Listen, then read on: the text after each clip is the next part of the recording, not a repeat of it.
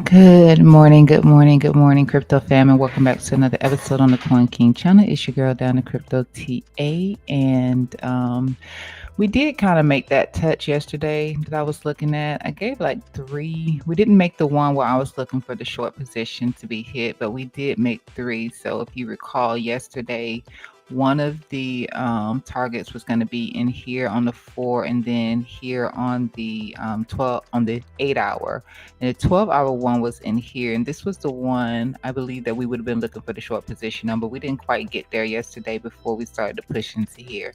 And I did mind you to continue to watch this zone in here because there was the potential that price could come back down here into this zone. Now, the actual long position that I've been sharing for the past few days, that was not triggered. We kind of missed that just a little bit down through here where we have this sort of hammer candle right here.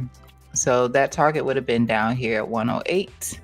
We didn't quite get there. So this is just a recap of where I was looking for where I've been looking for that long entry for the past several days here. Would have been this one right in here.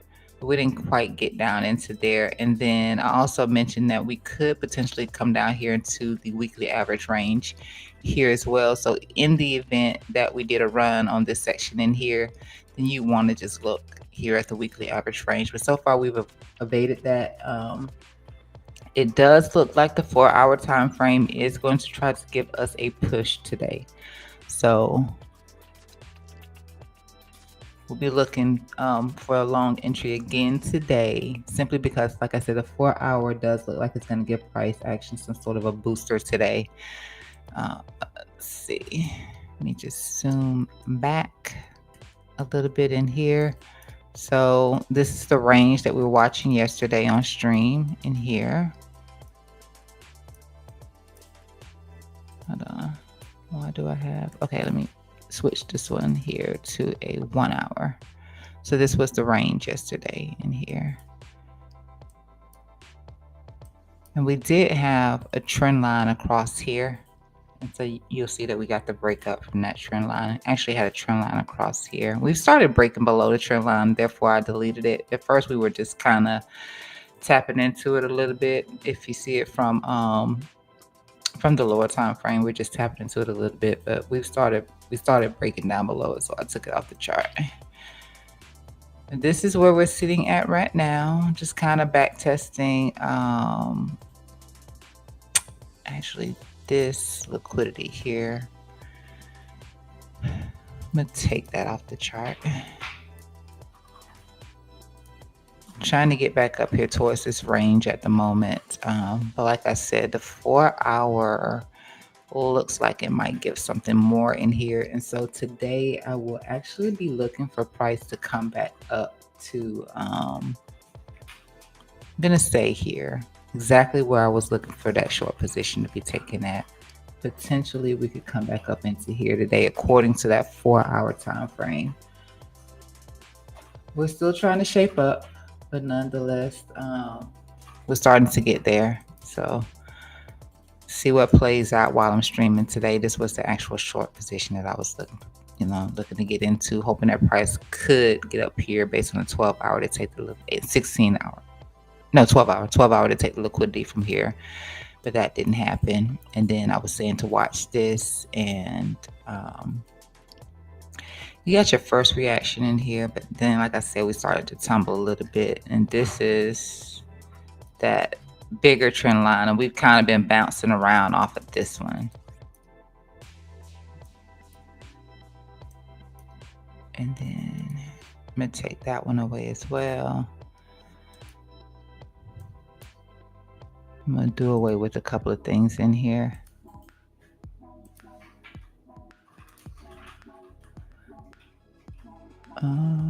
Do away with all of these right here. And I'm just going to shift this down now since hold on.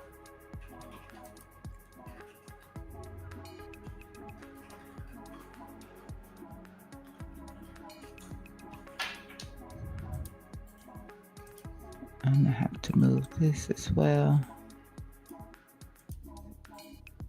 That actually hits home perfectly right there now. Let's slide this out. All right, so that's even better. That is even better. Now that I've had to move this fib in here. All right, so this is what we have going on with Biddy at the moment. Potentially a little small inverted head and shoulder in here. Let's take a look here at some of the rest of the market in here.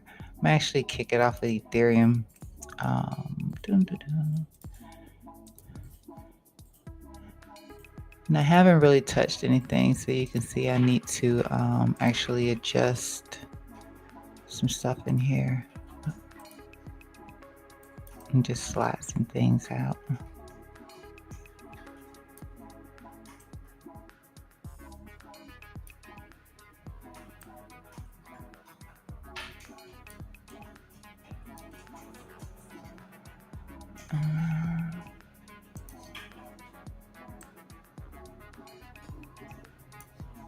So we went to our false move Monday.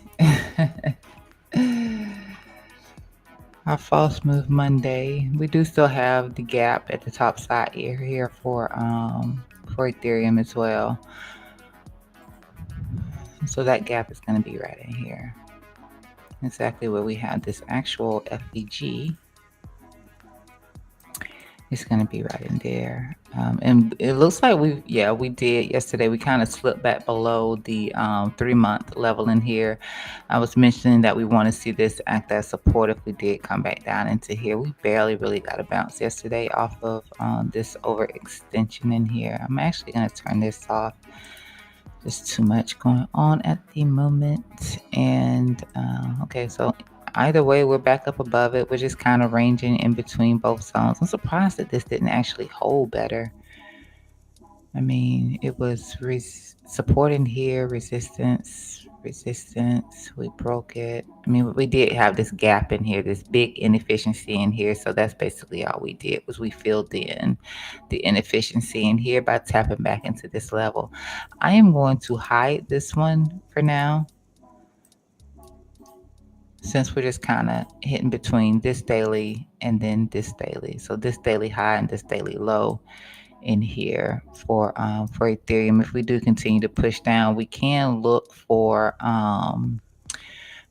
this previous gap in here to continue to act as some sort of support, but we'll be right down into here where we have the expand, the gap, and then the weekly level in here around 4,008, since we didn't tap into that 4,008. Just so we can see what Ethereum's looking to do. I do think that we will range for a little while, but like I said, that gap is in here, and we'll see what today really gives us, so we'll know what's actually happening in the market. All right, so Chainlink in here. I guess I can kick it off with Chainlink.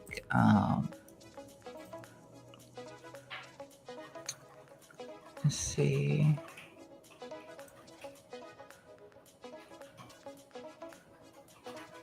I have this highlighted in green, but I don't think that this was a daily level. I think that this was just a candle range, a candle that I admire, that I drew the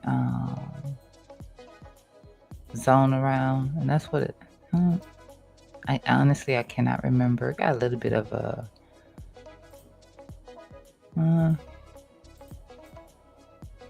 No, it's not the greatest. I'm gonna delete this. All right. Just gonna say a little bit of a head and shoulders, but it's really not all that great. We talked about this potentially being a rounding top and how you misunderstand it and think that we could continue to go higher sometimes when you see a rounding top, because it's very, very slow. It's very slow to breaking down. The same as a rounding bottom is very slow to breaking out or breaking up. But right now we're just tapping into this level in here. So it could be shifting down a little bit lower here for Chainlink. So be looking at this weekly range in here, and then potentially this golden pocket level in here where we have this daily range in here. On a push back up, we just need to get back above here, above this location here, which is 2480. So we can see a shift in momentum in here. And see XRP in here. Simple as always with XRP. Let me just slide this out a little bit.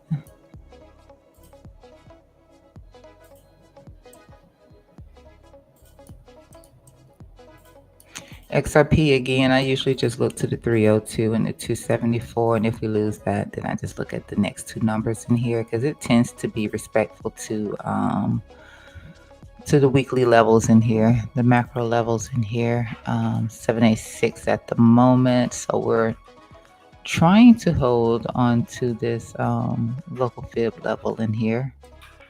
We get a push up, then of course we're looking for price to get back above the VWAP. But at the moment we could be continuing. Well, Bitcoin gets a push up today. Maybe Bitcoin dominance will grab a couple of things. So we do have a little bit of a cross in here.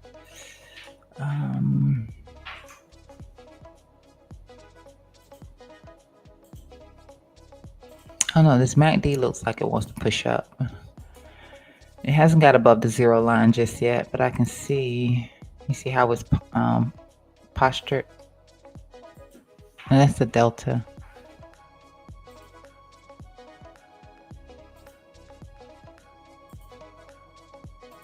What would that be in orange?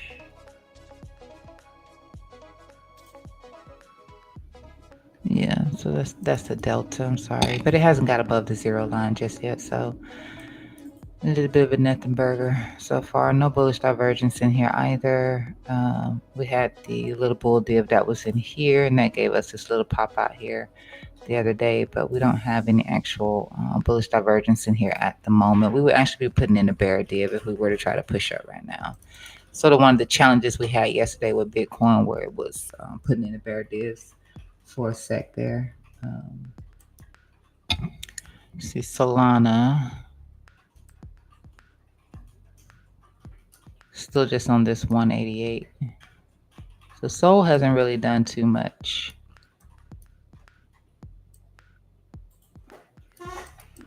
I think yesterday we were here at the daily range in here, trying to hold this daily level in here.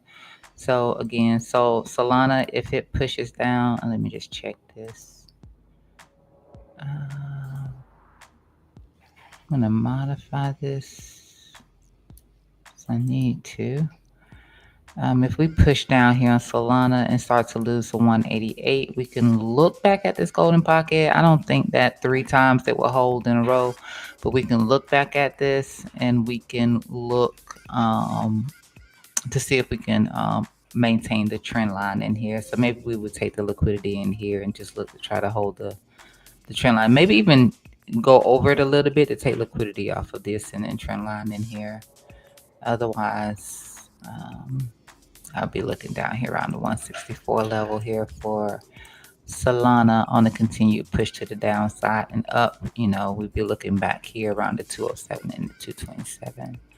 But right now, and just let me check this in here. It still has a lot of shaping up to do in here. I do like the way the MACD is kind of...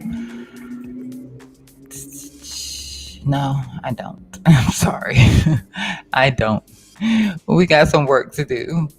We got work to do, people. We got work to do. Nice catch in here for Sui. Off of this 4-hour range in here. We modified it down to just looking at this one and looking at this one yesterday. So it's a nice catch down here. I can take this away. Whatever was here, it is gone now. We're too many bars in for it to matter. So it would just be the one that's back in here around that 350, 353 in here. If Sui does manage to hold this zone in here, be looking up there. If Sui manages to slip this zone and get lower, then we can check out that 321 and then potentially here into the golden pocket, which would fulfill this head and shoulders formation in here. Also, but that's a nice catch. And basically the same thing in here for Sui. Now it can do, this looks relatively similar to this in here. It's kind of what we look like in this zone. We got this little pump in here. I usually like to see this actually drop below, the blue drop below the yellow, but it looks just like this at the moment. So we're trying to hold a bottom in here some sort of way. So just keep your eyes pierced on making sure that price manages to hold this. This 331 is the low in here.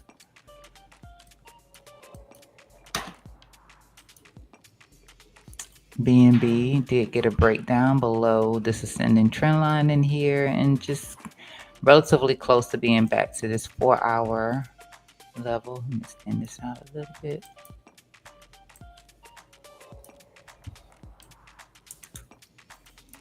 And these are the two that I mentioned yesterday to just kind of watch. So you have the 827 in here. And then if we start to slip a little bit lower in here for BNB, then I would look to 812, 800, somewhere here within this zone in here. Maybe even cross it a little bit for liquidity. That's a possibility.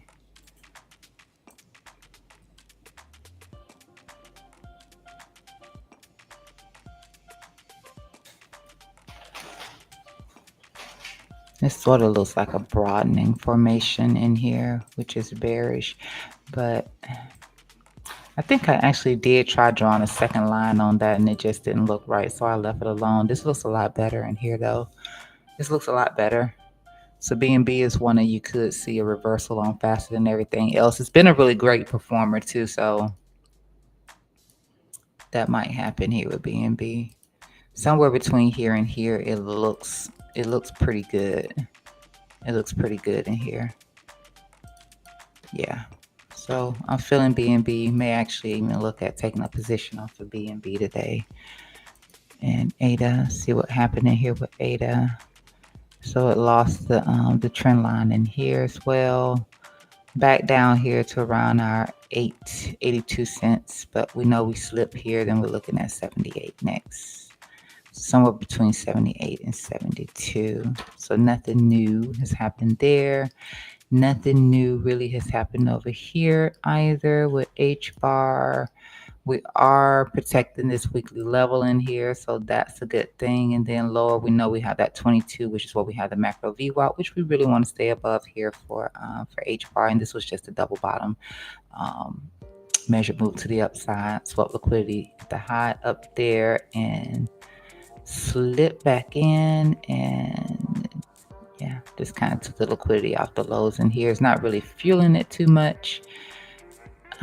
We had a momentum bar in here, and it looks like we've dropped down just a little bit with that momentum in here, 24. So let me just see how we look in here. So I never really like when I see the blue above the yellow. I prefer it to look different. But again, like Sui, it looks exactly like it did over here. We got this little minor pump in here. So whatever we get that pump today, which should be maybe 8 o'clock. Maybe 8 o'clock, new 4-hour candle open.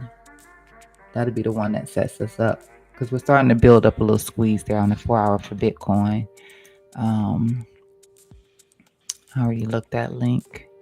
And then hyper liquid.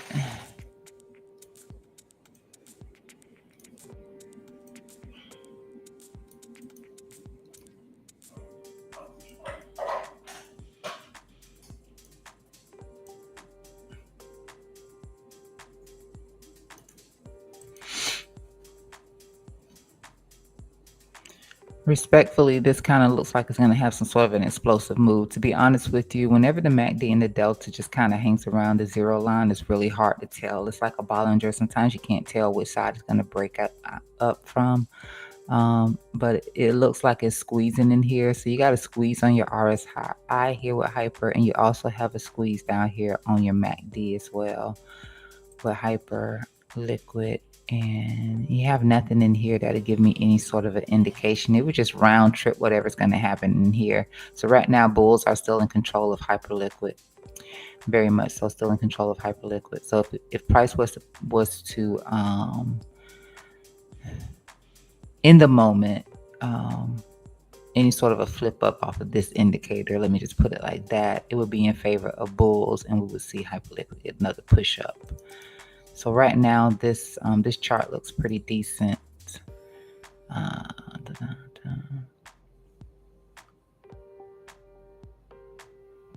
But it's really hard to tell what we're going to do in here. Let me see this in here.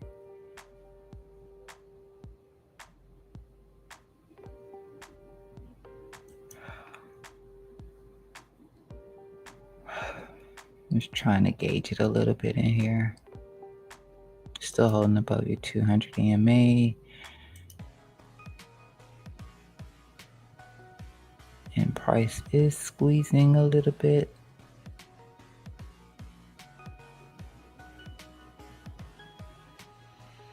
And just holding up between standard deviation 1 and 2. Let me see if I can get anything off of the B percent.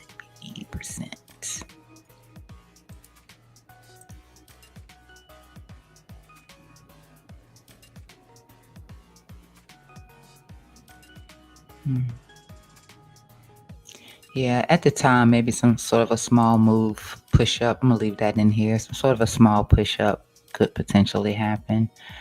Let me see what we've already done in here.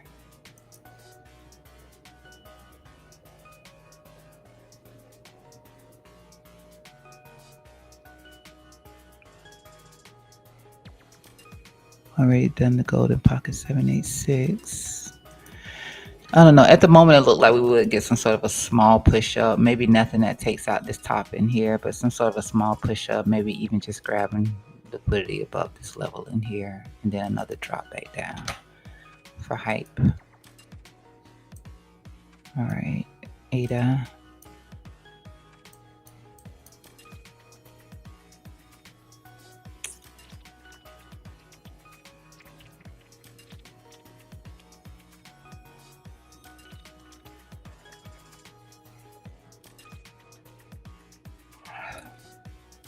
So ADA's measured move is still intact to come down here and take out the liquidity from this low right here. Holding at the 786 at the moment. And if we do slip that, then I'll be looking at 34 right now. It's okay. It is okay. It looks like, yeah. I don't see any bullish divergence in here.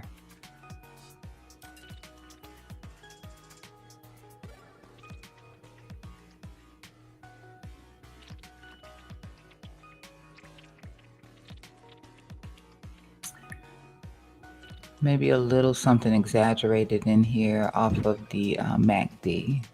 That's the only thing I could say that we have in here. Right now, bears do have control of ADA on this 4-hour time frame.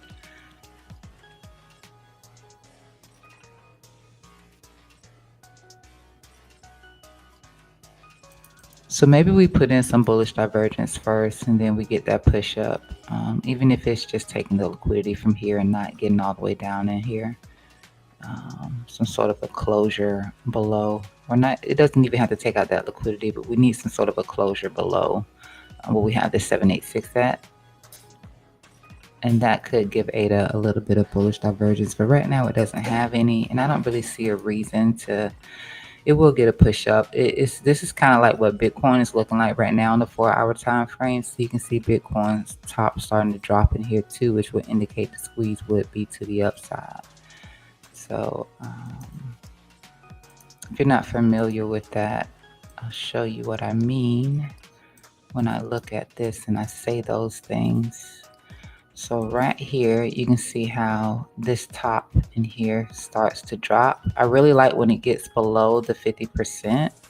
That's the best kind of squeeze for me. So this isn't actually under the 50, but it dropped in low enough close to it. So when that happens, then I know I'm potentially looking for price to get a push to the upside in here. And if it happens off of the bottom, then I'm looking for price to get some sort of a push to the downside.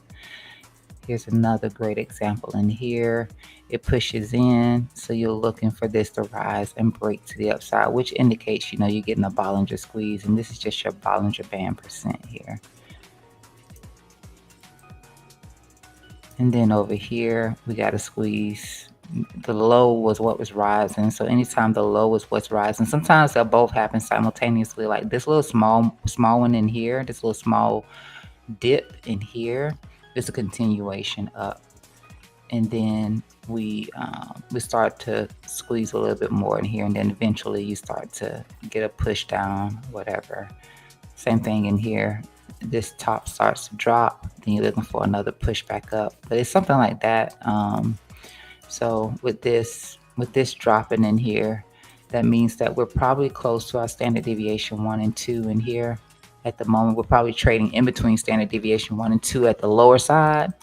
And then we're pending some sort of a push to the upside back into standard deviation 1 and 2, or potentially seeing a Bollinger Band breakout. So then if I look at the Bollinger, like I said, we're trading in between standard deviation 1 and 2.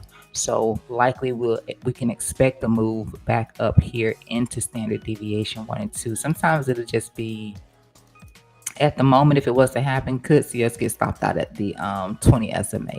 So we could get stopped out at 20 SMA with a push in here, which will probably be somewhere, I'm pretty sure it's a little bit lower than this momentum line in here. So somewhere between your 21 SMA and your standard deviation 1 and 2, you can see a push back up in here for ADA.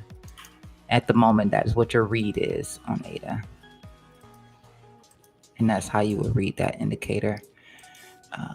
Doge bounce off of the VWAP in here, but if we do start to lose this, I think that this was drawn off of, I have it in yellow, so it had to be drawn off of a candle. Yeah, so it was drawn off of a candle in here. But if we do start to slip again, this level in here, then I would start to look down into here. This is really a larger level in here, but you can take the weekly instead. So 19 cents would be the zone that I would look for next if we start to slip this VWAP in here. But hopefully Doge can hold the VWAP. The measure move you can see is just below the golden pocket here.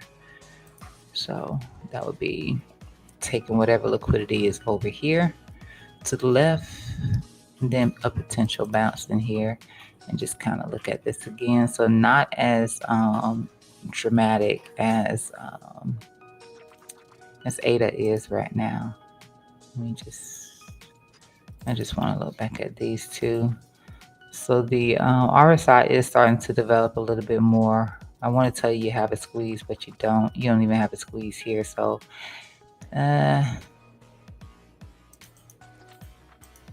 Doge is, all we have really is the price action. So you have a range in here. You can see that. A range in here. May have had that on ADA as well. But the 4-hour does have a range in which it is coiling. And let me just drop back a little bit so I can see. Pull this in. I can see what's happening inside the range.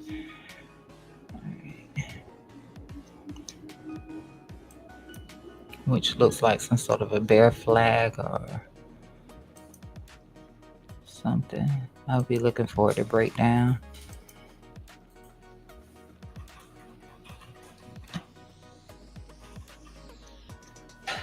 Yeah, I really would be looking for another push down on this.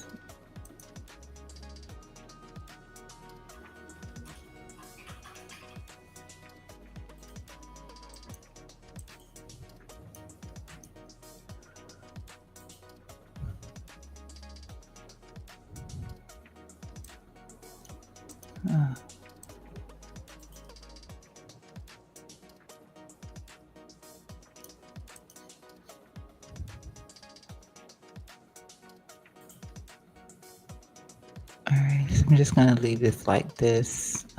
Again, since the RSI is still trying to develop, we can be looking for another little push down here on Doge.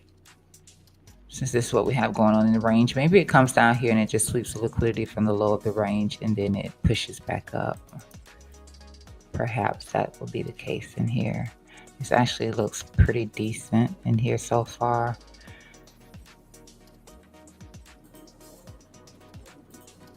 And the 15-minute does have a squeeze on the MACD. So you have a MACD squeeze.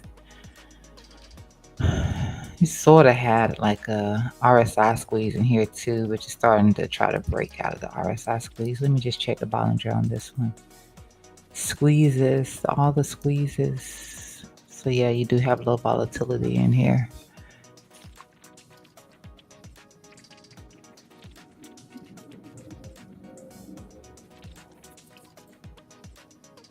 sweep liquidity to the top side first, and yeah, more than likely to see a drop in here. But it could be a bear flag. Could very simply be a bear flag. Take that off.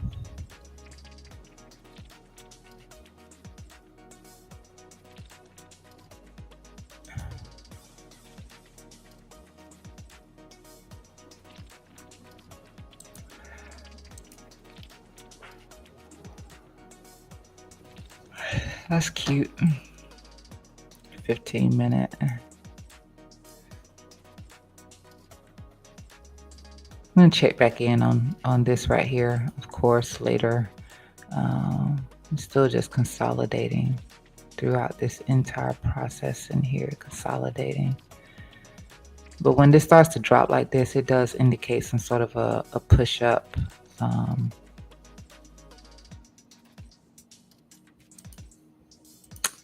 15-minute time frame. So even if it's temporary, yeah, just still consolidating. Nothing really, just whipping the 20 SMA too. I don't really like it. I'm gonna move on. And zoom back out to 4.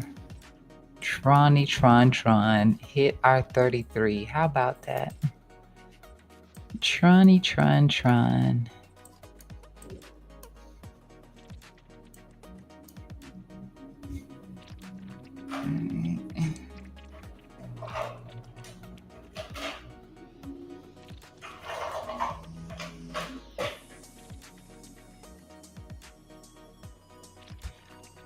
And so we did get that tap back into our weekly level in here. Sorry they're not labeled like I usually label them.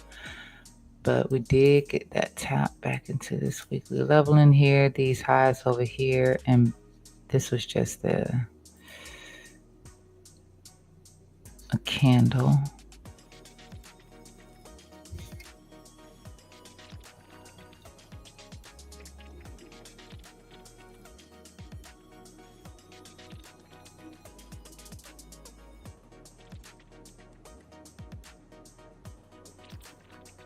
I'm going to make some adjustments in here now. With Tron, this may have been all drawn off of 1 hour zones. It was.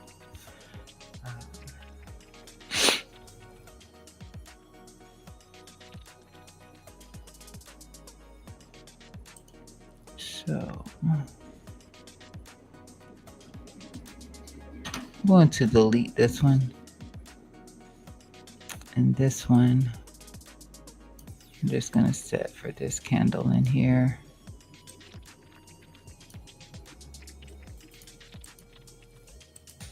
And delete that.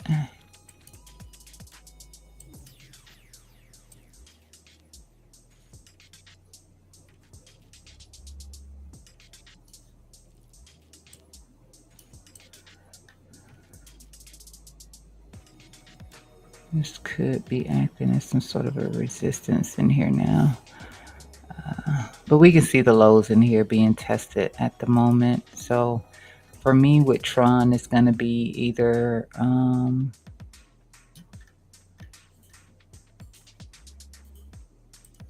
take that away.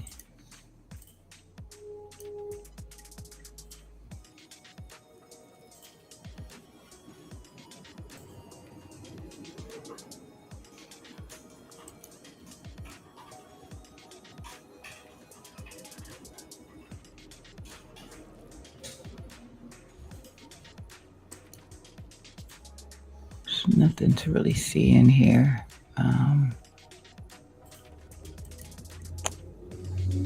We're trying.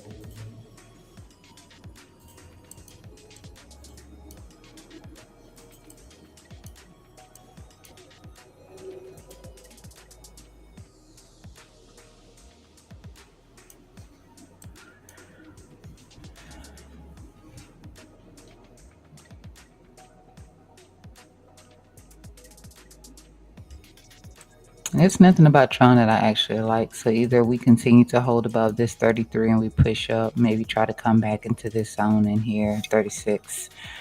Um, or this is the greatest confluence I can find right now is VWAP with Golden Pocket. That's it. I don't really see too much more. Good morning, Kareem. Got in at 109,450 this morning. Got a nice slice of the pie. Yesterday's trade, did you get anything out of it? I did, but look, I was let's see. This was it this morning.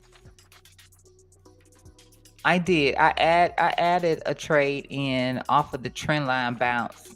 I'm back up now. It did do a double dip into that trend line this morning or last night.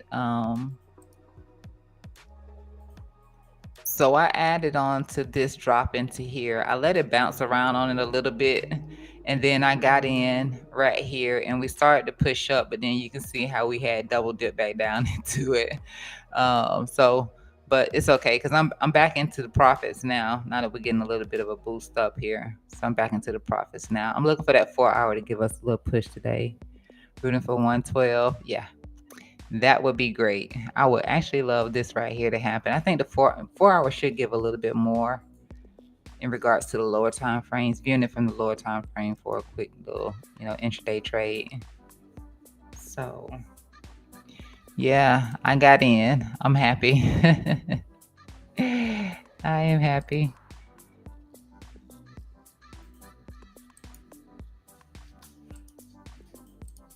All right. And let me just do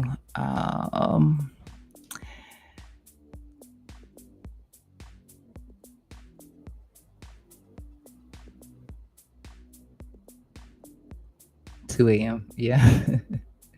Evening time for me, 2 a.m. for you. I didn't yeah, I got kind of busy yesterday too.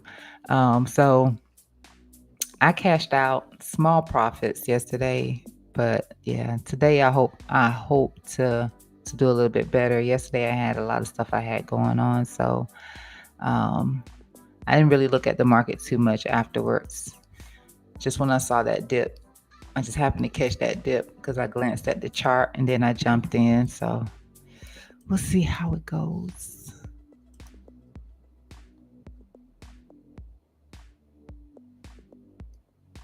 We do got a little bit of a squeeze on the 15-minute time frame right now. And just still gonna be waiting for that 4 hour to give it.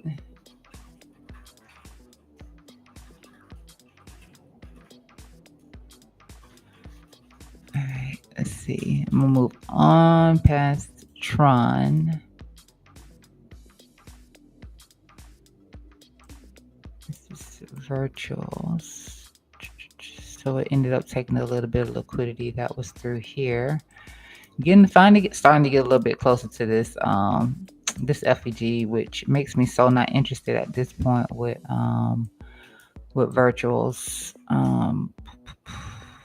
Take this away. It barely got a push up, barely.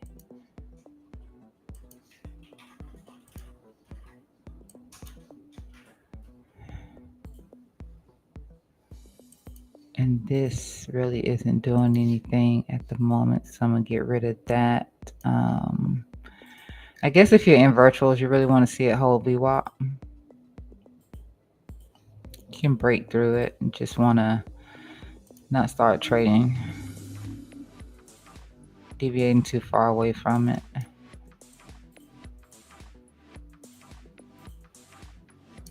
And really your weekly range is going to be down here at 44. I don't think anything new any new weekly levels popped up here for virtuals. So like I said, I was looking to see if we could hold this 2-day fair value gap, hold the midpoint. So you want to stay above this line in here.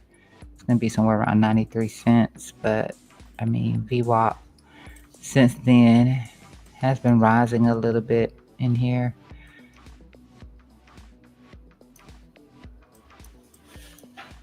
See what we got here.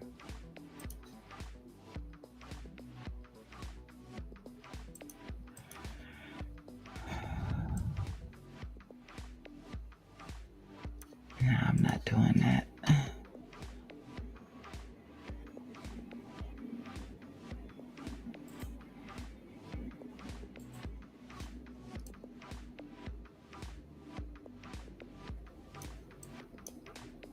I'm going to take that away. I'm not really feeling the virtuals chart here.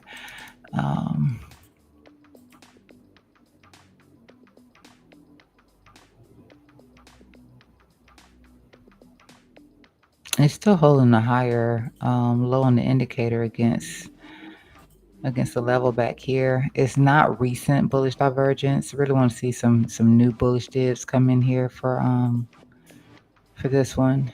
I'm not seeing it. I'm not even seeing it here. Just between this low over here once again, even off of the MACD, just this low in here against this one. Let's see if there's any divergence between there's not even any divergence between yeah. I don't really like this one.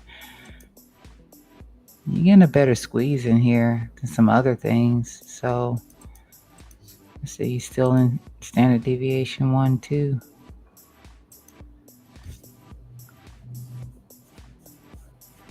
Yeah, so maybe you just push back up into here.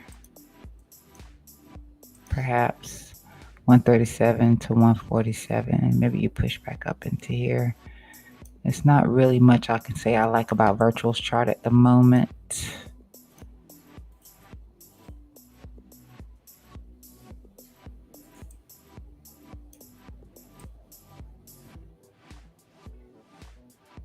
Yeah, and again, like I said, if you're not pushing up into this level in here, then I would start to look at VWAP, which is around 105, and then potentially down here towards the midpoint of this fair value gap at 93 for virtuals. And then theta.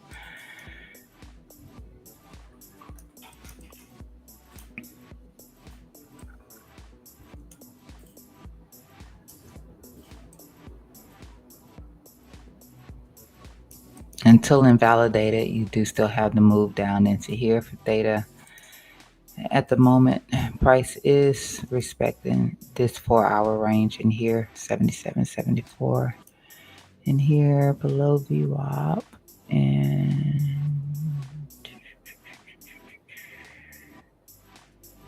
actually didn't even take the liquidity off of this low. That's interesting.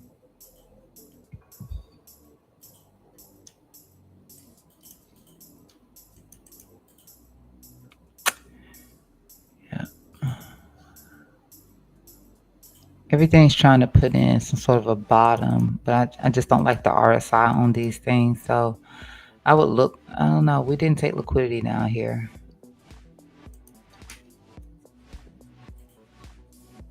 I'd rather see it take liquidity. And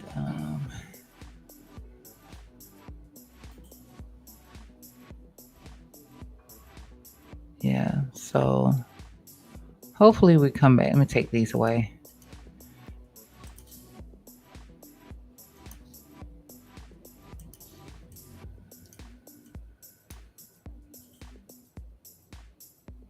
So if it takes liquidity, it'd be a lot more interesting. So you want to see that kind of happening here. Even if it doesn't play out the measured move, even if it doesn't do that, you still want to see it take some liquidity off the low in here and get some sort of a reaction. Right now, we don't have that here for theta, so that would make me uninterested. Maybe even come back down here to about 71 and hit this 4-hour level in here. It doesn't look like we've ever tapped it. So I'll watch for that. If we're not fulfilling the entire range and we get the chance to see this get invalidated.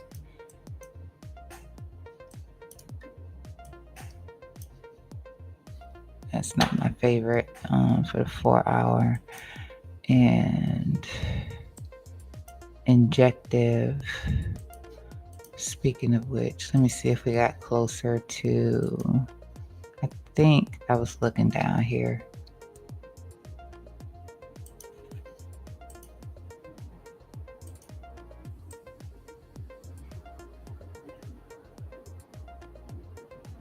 Oh, we already played this. I'm sorry. Let me delete this because we already done that. Know why I keep wanting to look back at it like, did we execute this? And we did. So I can get rid of that. And then this was just keep the range in here. I was looking at in here. Take that away. All right. And I don't think I have the same range in here, and I don't. So here for injective, I will be looking at 1093, potentially 1093. And then, of course, you have the golden pocket in here. So can slip over it a little bit. At least this has taken some liquidity.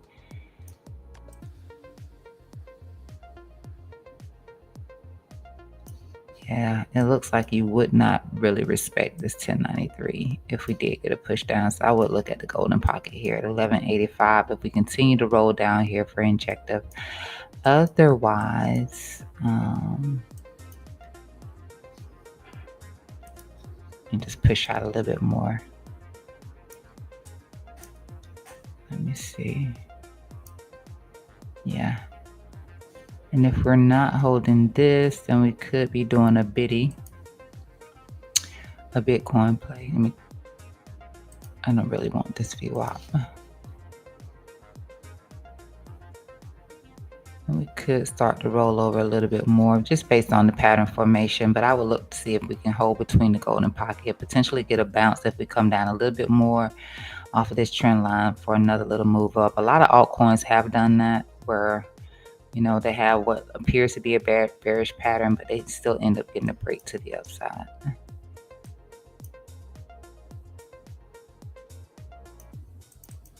On your daily,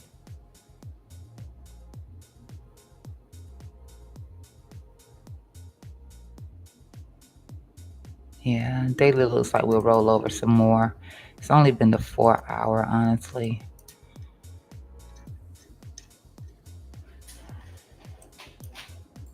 So I'd expect a 4 hour bounce somewhere between this 1093 and somewhere down here around the golden pocket. Expect a 4 hour bounce. Yeah.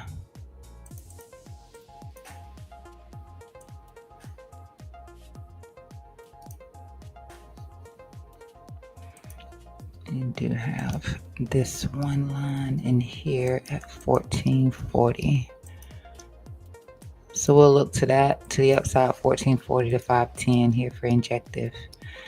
All right. I don't really think I'm gonna go to too many more of these because everything basically looks the same as yesterday. Cost back here on the daily level in here. And if it pushes up, then I don't know if I look for it to get back up here to 10 immediately.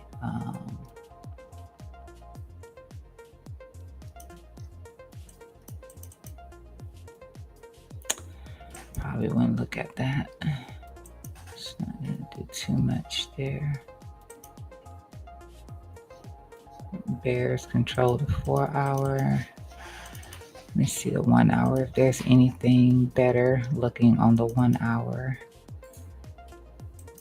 1 hour is looking a lot better. So I like the 1 hour. You got a 1 hour squeeze in here, so you should be somewhere around your 20 SMA. And you could get a break to the upside here off of your 1 hour time frame. So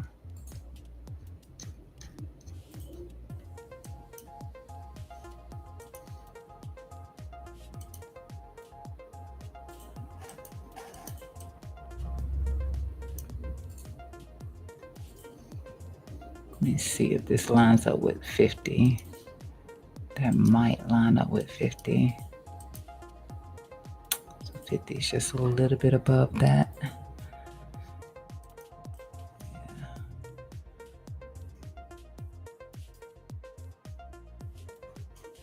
So if you do get that push out, because you might be hitting your standard deviation 1 and 2 to the top side right now. Nope, not even 20 SMA. Like I said the first time, just should have thought the first time. So you could potentially get a push up into here, these lows in here, maybe even your golden pocket here for cost. But your 1 hour does look like it will give you something.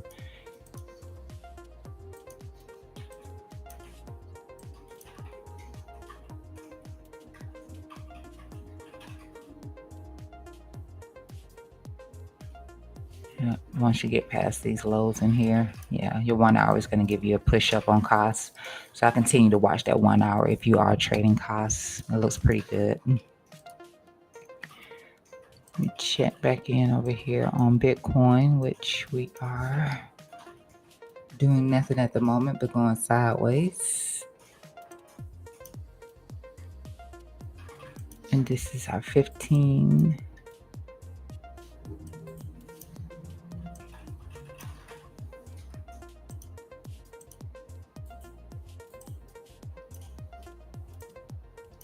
We got a little momentum line in here that we're rejecting from.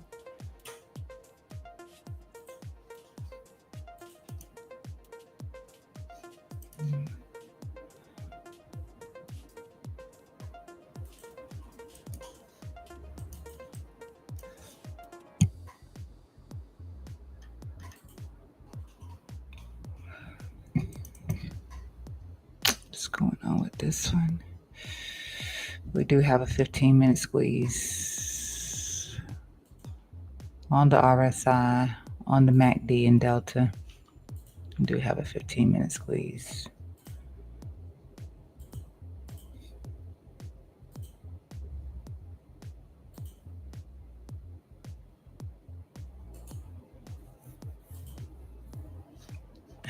That doesn't look good.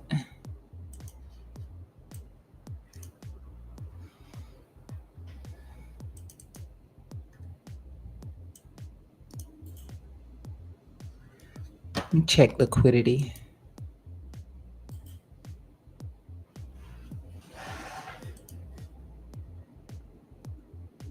We do still have that gap above us on Bitcoin as well. CME gap.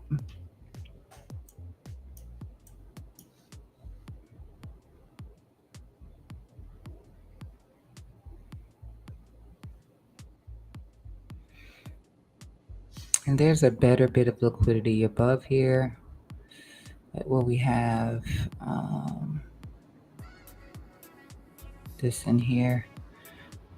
Let's say this looks.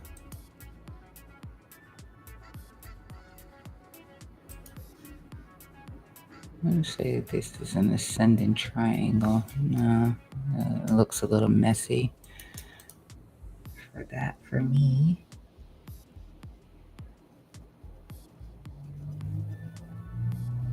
But you do have some decent liquidity up above here. It's like the best liquidity that I've seen on the chart up there. You have a lot of bears stepping into the market right now.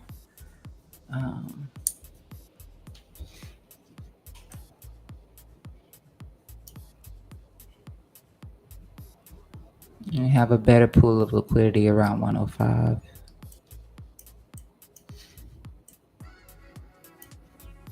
That's down here at this weekly level.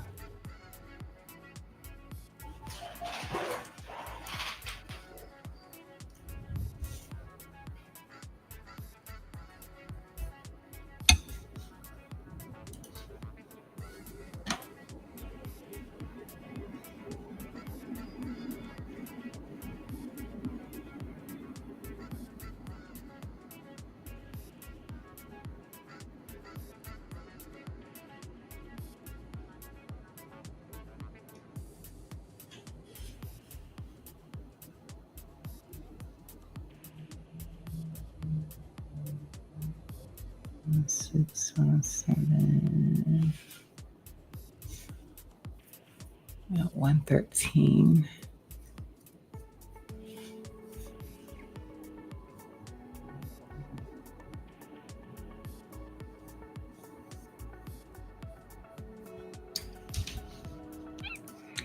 All right, we're gonna be looking for this tap into here today.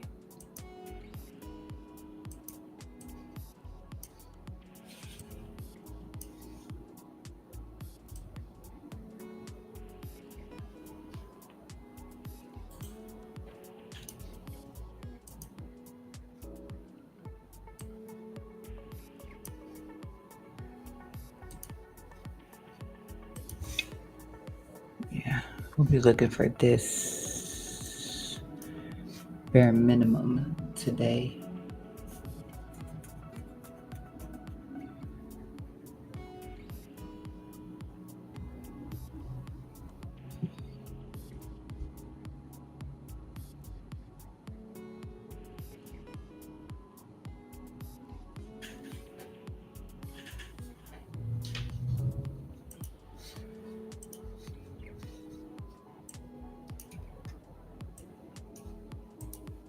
All right, so while we're like molasses,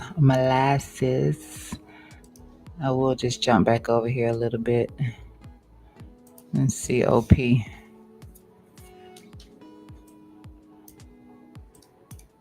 We had quite a few targets in here for OP.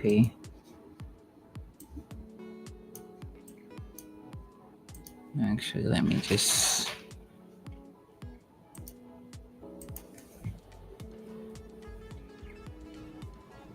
slide this stuff out.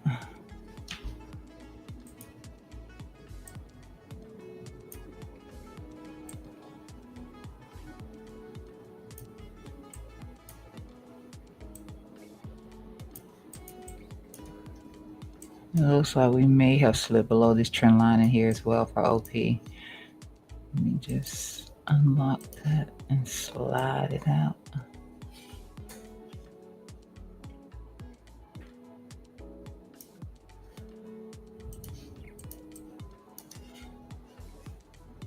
All right.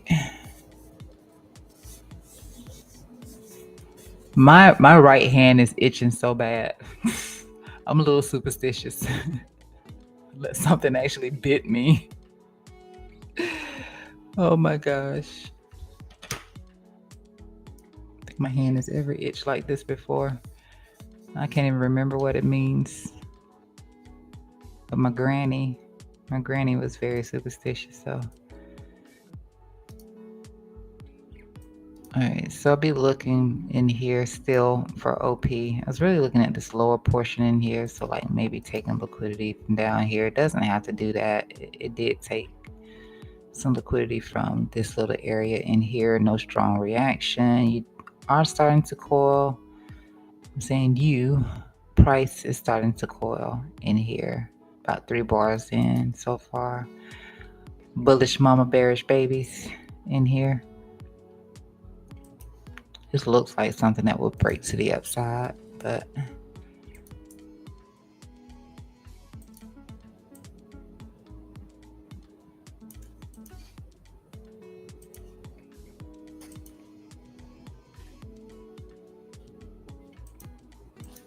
yeah, it looks like something that would break up since it is descending.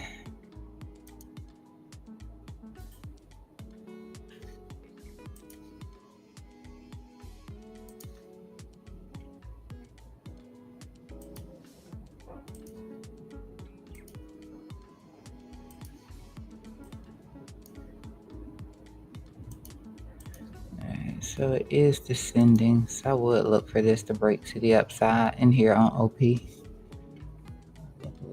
for the market makers to grab. The best I see is at 115.750, wishful thinking, but I wouldn't be surprised to see that price for time zone.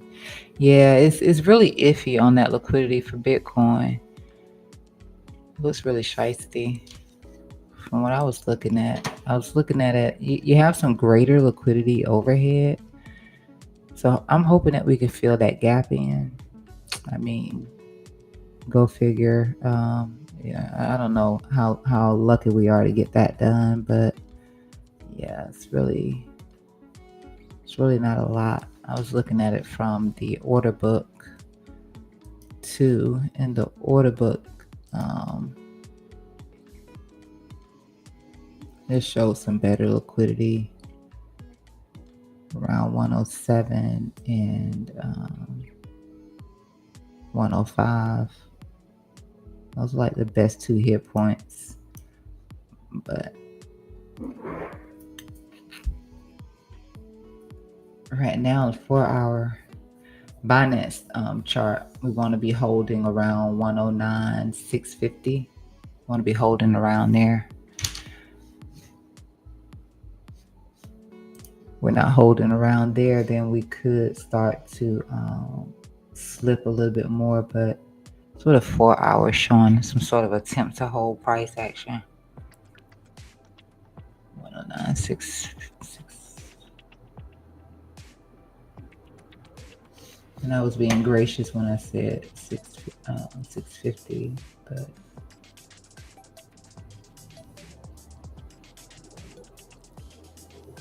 yeah, 109.650. All right. So I'll be looking for this formation in here on OP to actually get a break to the upside at some point. Maybe even just sweep the liquidity from the top, and then might see a drop on it. But that is what the little coiling in here is doing right now. For this 4 hour, got near. Alright, so we're holding the low of, make sure this was a 4 hour range. Yeah, holding the low of this 4 hour range in here. We start to push in any further here on near, then I would be looking for that 276. And then, we got this little move in here, which is not playing out exactly according to plan, but then it'd be like 219. But right now, that's what I look at, 227. If we don't manage to hold a 4 hour level in here and we do get a push down. Otherwise, we'd be pushing back up into about 263, and then whatever this is, because this is a nice little candle in here. It's 278 off the high. And then undo. We tap into that. Been waiting on this forever. And it looks like we front ran it again. We did front run it again. So we got eerily close. I don't know, it's been what, a few weeks now? Has it been a week or so? 13th, yeah.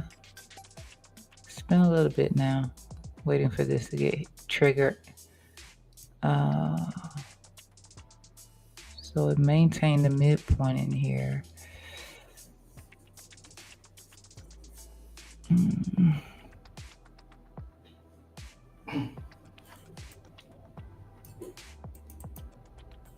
I'm not going to get into it anyway.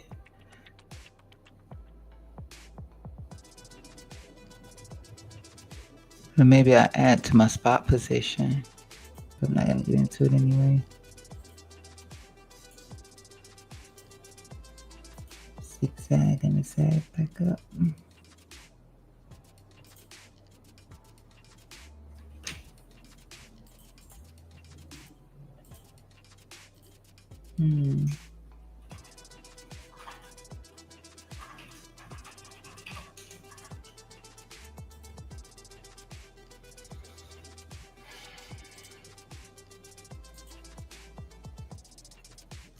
Yeah, volume is pretty low right now. I do see us, some sort of a zigzag, but I do see us holding. Potentially we hold that 109.650 on that 4 hour. So we don't violate that nice little bottom and tail candle we got. And then we get that push up somewhere around that 112 range. And then we see another rejection from there, possibly off of that trend line, that descending trend line. From the 4 hour.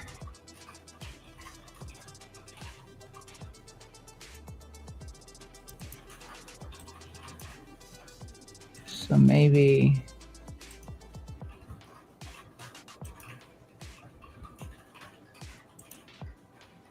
we push back up into this trend line right here. We could do that much and then see a rejection there. Just based on the 4 hour. So it'll be somewhere in between where we have this momentum at in here. Just like yesterday. Just like yesterday was looking for these two right here to be hit. So probably either just come back into this here, or we actually tap into this trend line. That looks like what we're going to do today, just based on the 4 hour. Let you stress on it. It's all yours, Cream. It's all yours. I will sit this one out. Keep everybody up to date and informed, please and thank you. That's hilarious. Yes, sir. I am out. Oh, because Lord knows Bitcoin is yeah. I just don't feel like we've done enough. We've done a lot. Like coming from 15,000 and up, we've done a lot. It has been a nice move. It's hard to feel it sometimes.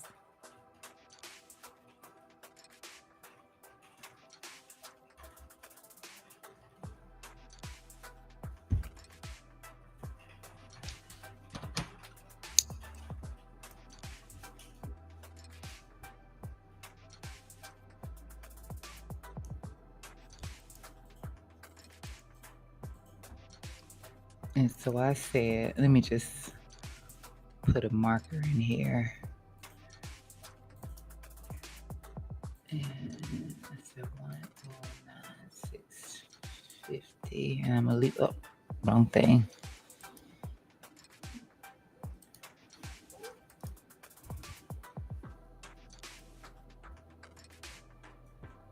And I'm going to leave it just like that with the even number. And if we're holding here, it's going to put hold on here.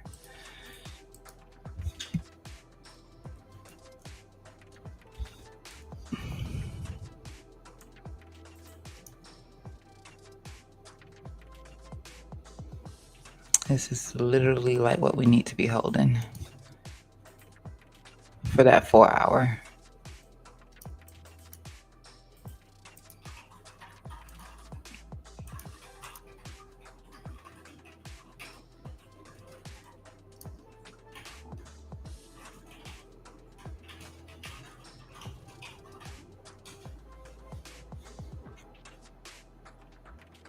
And this momentum line here is at 110, 342, 57.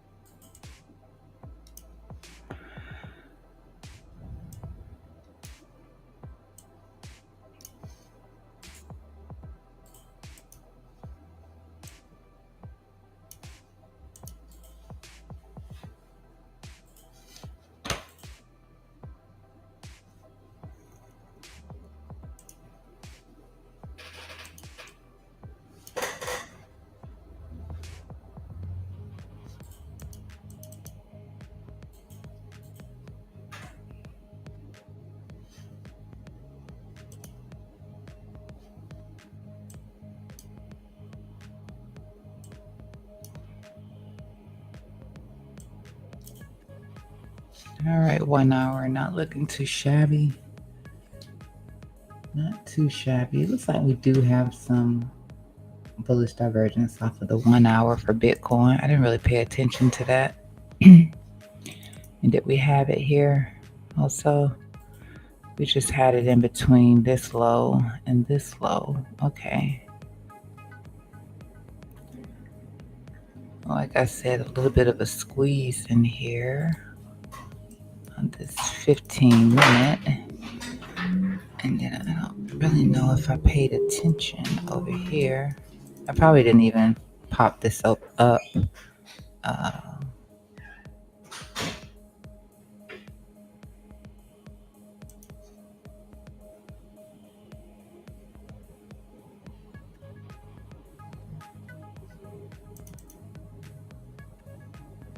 Sort of exaggerated. But we'll definitely put in a bear div in here. Maybe we get up to about 111.3. Maybe we do something like this right here. We'll put in a bear div trying to push up over here right now off of the 1 hour time frame. Unless a miracle takes place. We got a coil right here on the, we got a coil right here on the 1 hour. Also, I'll drop this one because we've already taken out that.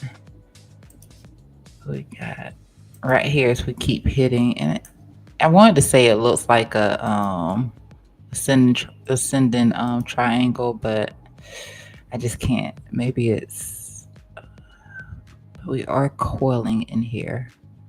We haven't taken any one of these, taken liquidity off of any side of the inside bars in here.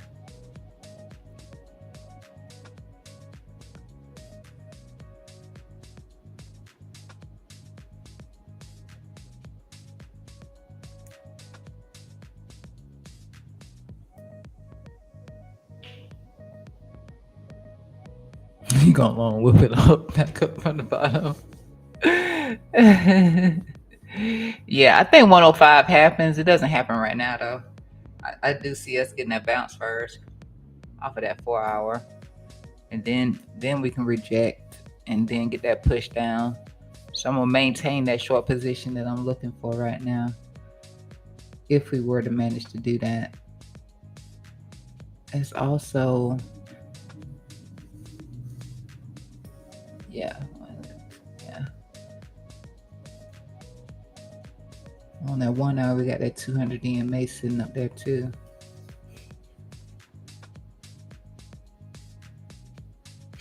Which yesterday we didn't manage to get past the 26 EMA.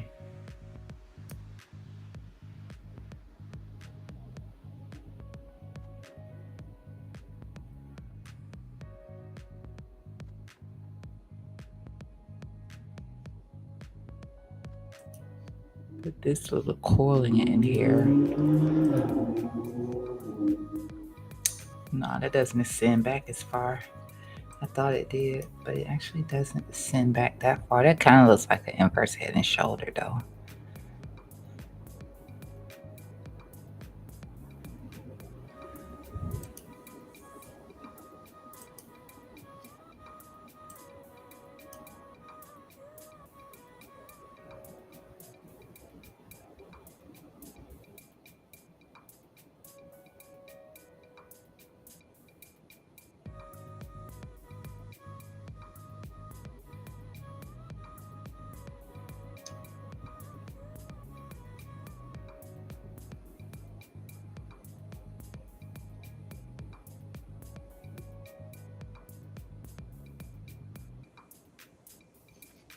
And we just keep rejecting from this. I'm gonna unsync this first.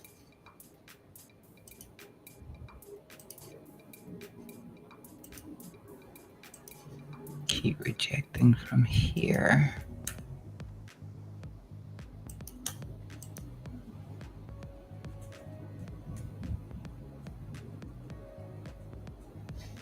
And then we got this one right here.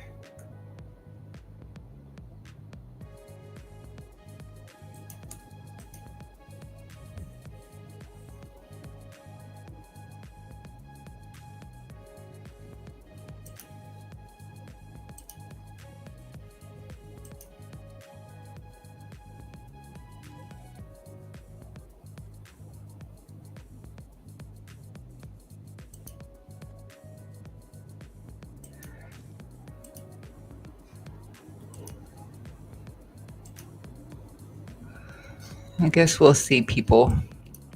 We'll see. Check in on our dominance and see how we're doing. Oh, Bitcoin dominance came up.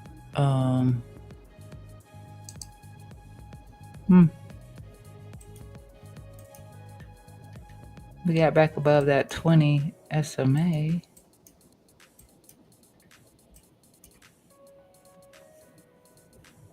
Bouncing off of it right now. So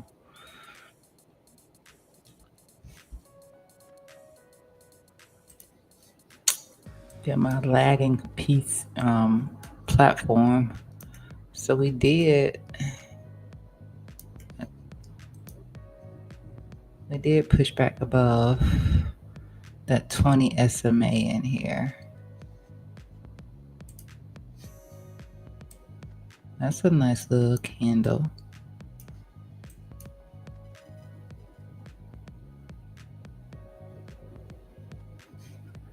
Right there. Doesn't look like much from here.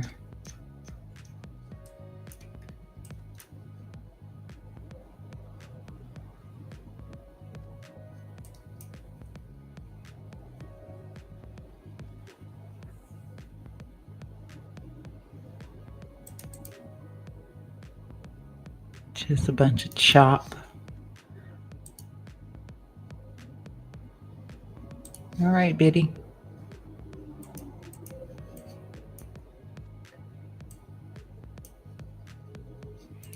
And then Ethereum dominance was looking for it to hold the top side of this old range in here, which it is currently doing.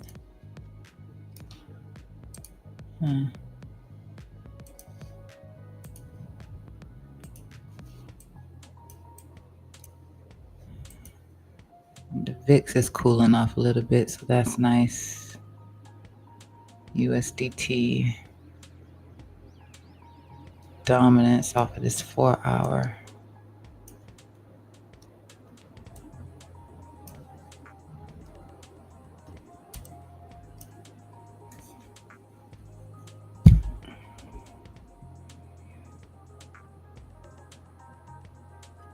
It did get above this red line in here, so that's not terrible.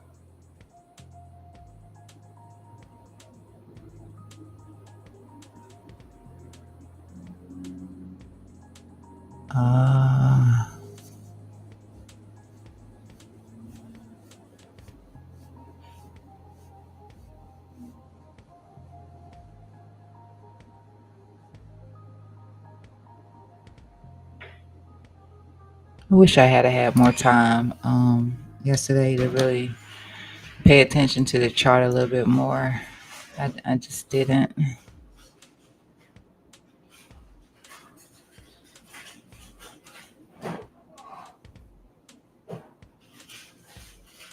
I'm actually proud of me. I said that yesterday too. I'm actually proud of me because I stay on the charts too much. It's an obsession, an addiction.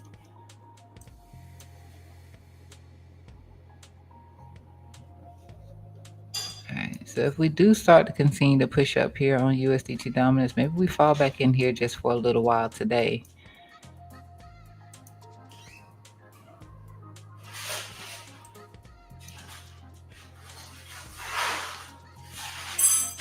I don't think we did this. We were doing this good.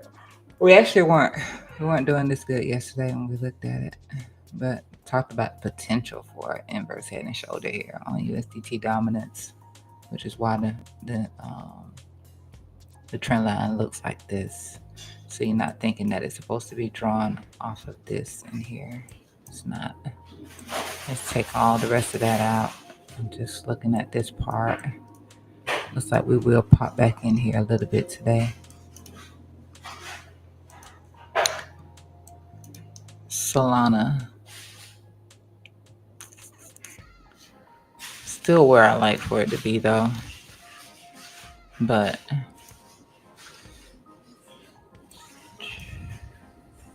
as long as it holds in here, again, I still think we're in a bounce zone here for Solana dominance.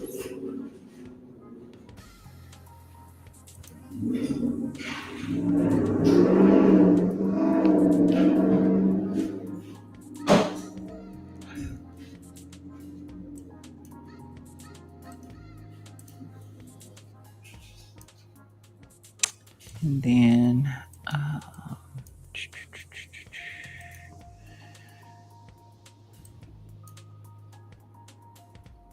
we still have our Bitcoin CME gap in here also. Still gives us a lower high here off the 4 hour time frame, but we do still have our gap in here.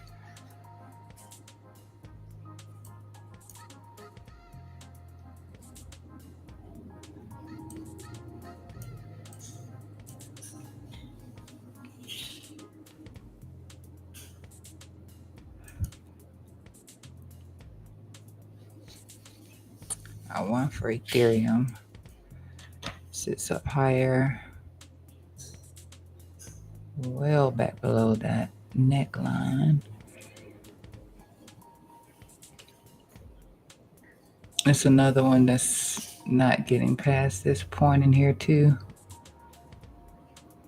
One thing about Bitcoin right now that's super, super bearish is you see how much chopping we have to do to get a move up, but when we get, well, this one right here was a little bit different. But them drops, like, we're not doing all that to the downside.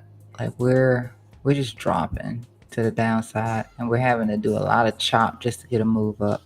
A lot of chop, and then they just dump it on us, like the rapid drops, like the nice size candles to the downside. Like we get some nice candles to the downside, and we get these little small choppy candles to the upside, and just nice candles to the downside.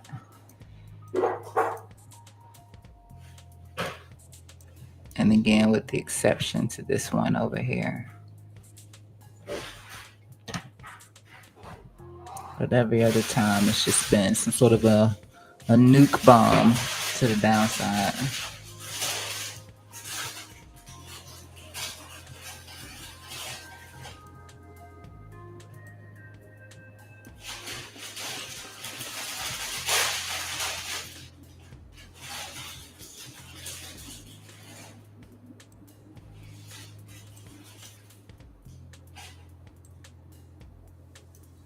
Even here off the 15-minute time frame, like these candles are so much nicer.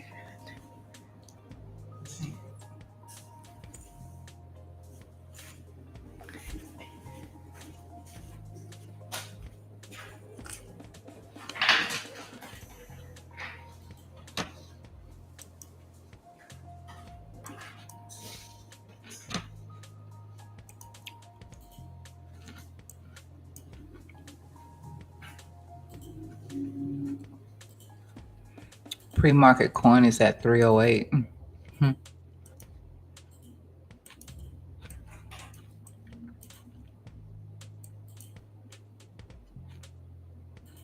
It's not really leaving the zone over here.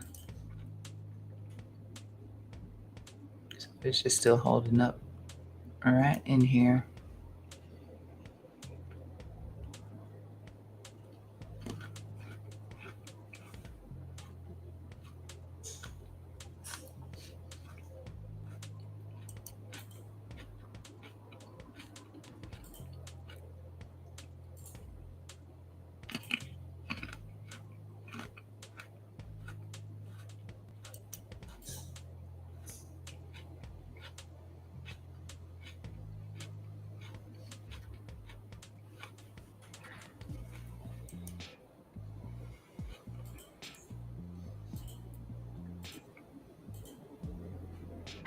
I know somebody looking at this and saying inverse head and shoulders. I hate that.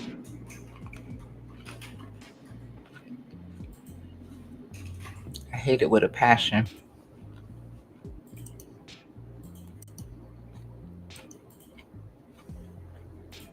I hate when the whole pattern looks like an inverse head and shoulder. I hate when the inverse head and shoulder is sitting at the top of a chart. I hate it. I hate it. So when it fails, you should see me giggling inside. Like, because I hate it. It's the worst thing to me. I hate it so much.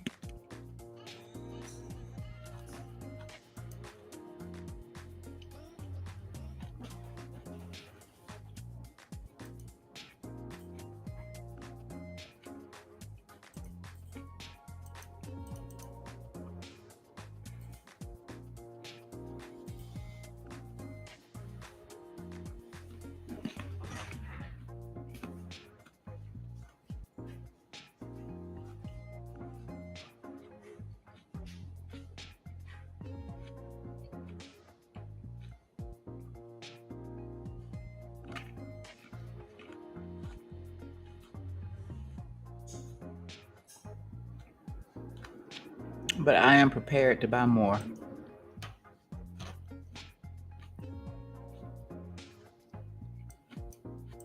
While I'm waiting on Bitcoin to still do something.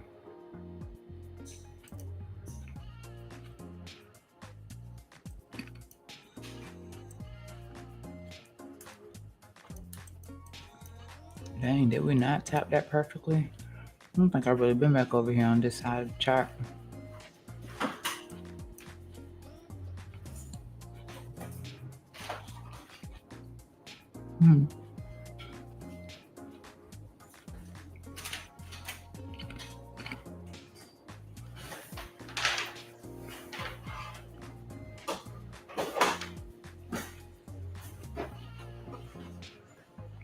I know on the other chart that I have for it, I was looking at like the 15-minute time frame. Just sort of monitoring where I could take some trades at, but I forgot that I had this over here. You can see all my little 15-minute stuff through here.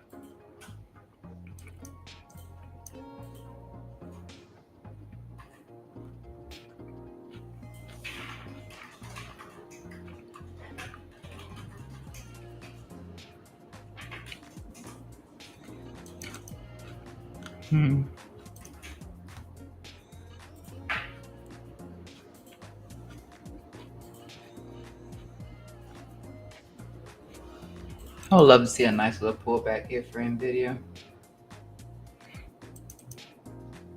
I don't think we can keep shooting up like that. Maybe. Still waiting on Bitcoin to do something.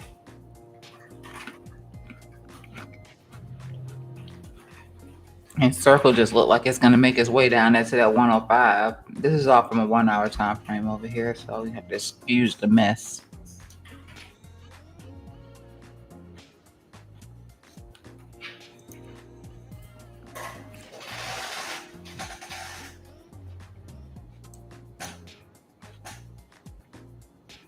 Tesla squeezing.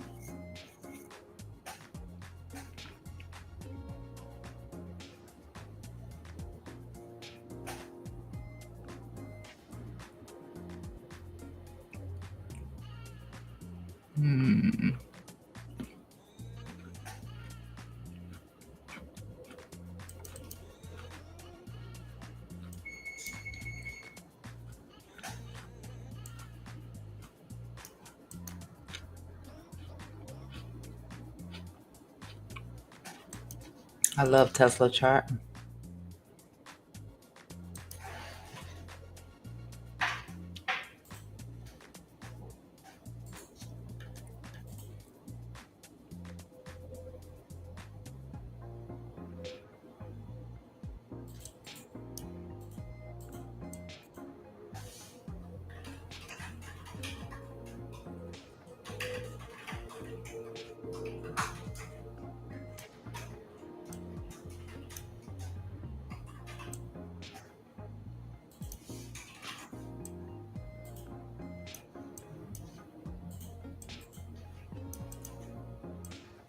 I'm not going to buy any though, but I do like Tesla's chart.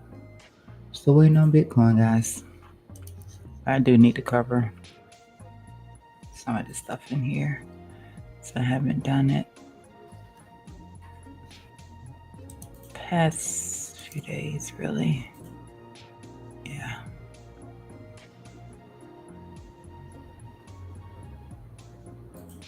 Yeah, I love Tesla's chart today.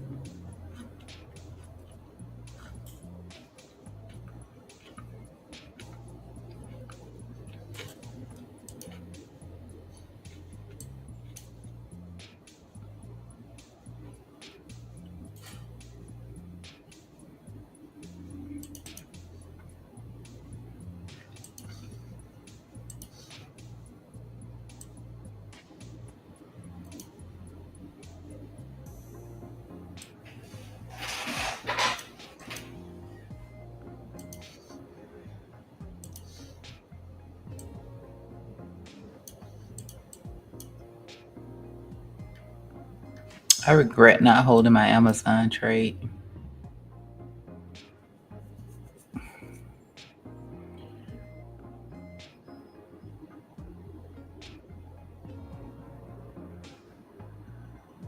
It just ended up performing better.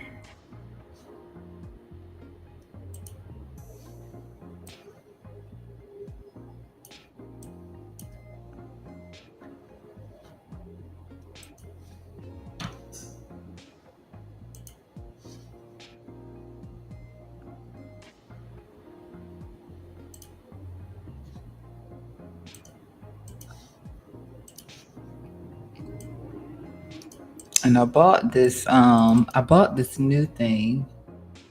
Bitcoin's still just sitting there. I bought this new one. Um, it's not really hasn't given me what I'm looking for yet, but I like this chart. I absolutely love this chart because they took a real nice tumble in here. And it's not just because they actually fell about 70%. It's that they dropped down here around the 786. Um, and if they push in a little bit more, then be in the platinum pocket in here.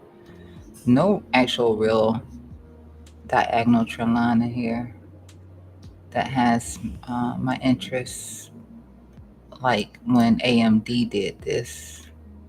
But they just kind of take a back burner to Palantir.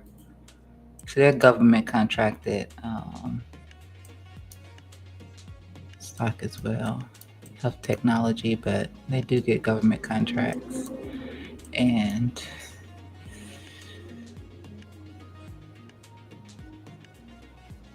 I don't know, I think it's gonna do good. What is it by? I bought some of this though.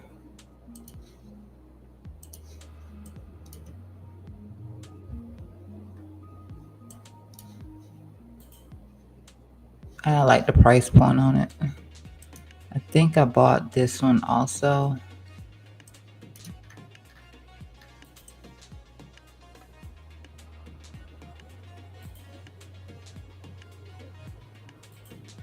Yeah, I bought some of this one also. Just trying to avoid buying into, I mean, the blue chips do really, really good, but just really trying to avoid buying into stuff that's got these nice big rallies off of it already. It's 48. So that one, TTD, sorry guys, it ended up being a little bit disappointing, but we did hit that first target, which was that 88. Then whatever they had going on with earnings or whatever, just nuked it. Absolutely nuked it. So holding this range in here so far, this weekly range in here, but yay. It was looking really good for a minute, and then they got listed and all that great stuff, and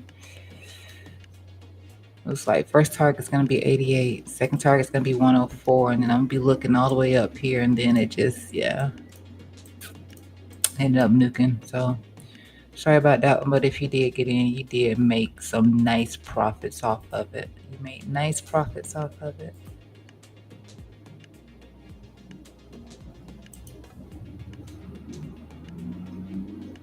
And then this is my newfound love, Pony. I like Pony. I have remained up on Pony.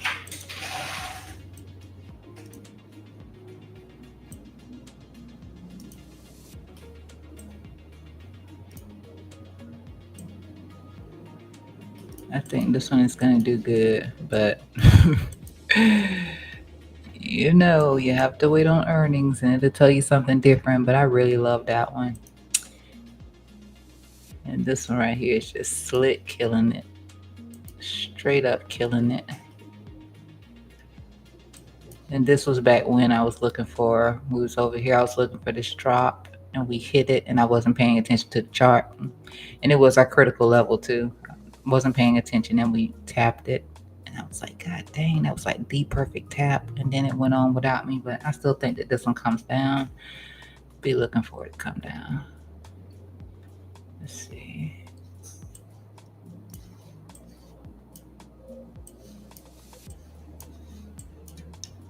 Yeah, this will still come down. Just taking some time. And some nice bull dips in here. Oh man. Some nice bull dips in here though. Robinhood. I would be in this instead of in Circle, which is just taking my money right now. And Circle is definitely taking my money right now. And I have deployed quite a bit into Circle. I'm about to not have any more money on that exchange to actually put into it, but right now I'm super down on Circle. Super down.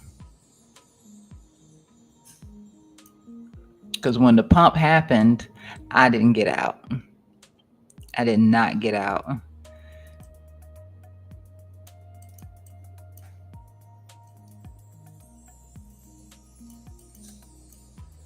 All right, Bitcoin's still doing nothing for us right now.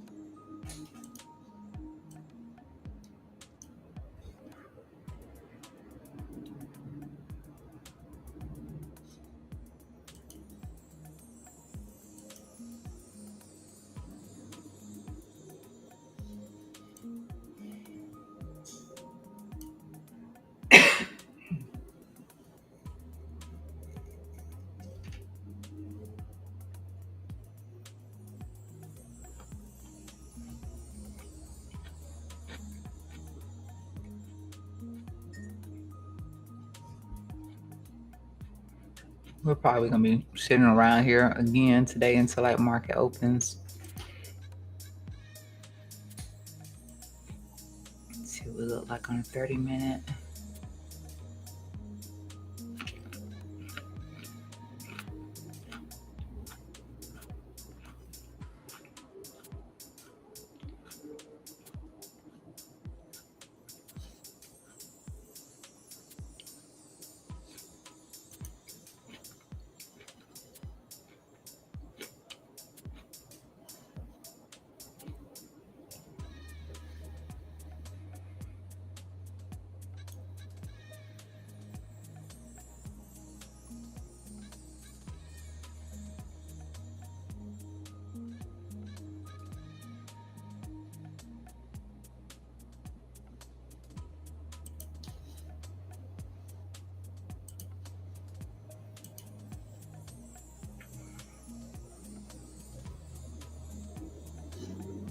I remember yesterday this thing right here was had the biggest green bubble.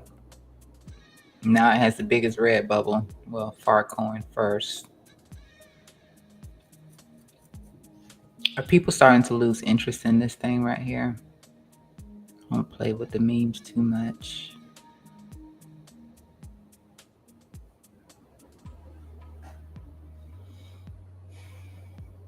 It just dropped from 95 to 96.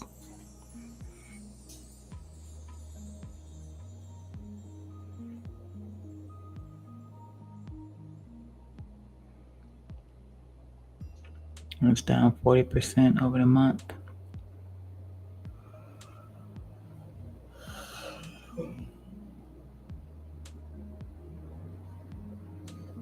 Oh, Coinbase has it.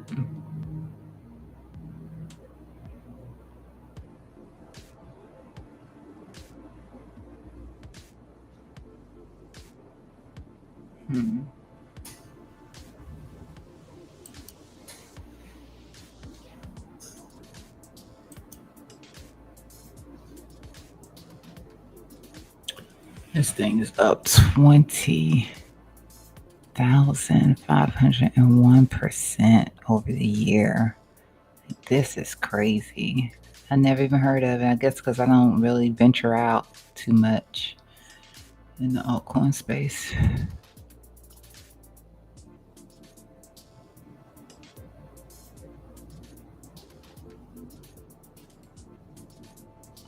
It's only down 7.5% over the month, 17.6 over the week, and 7.7 on the day.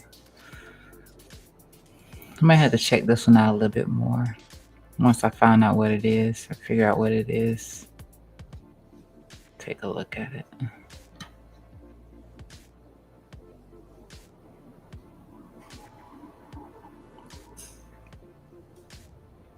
I didn't actually look at Crow today. Crow is a really good one so far.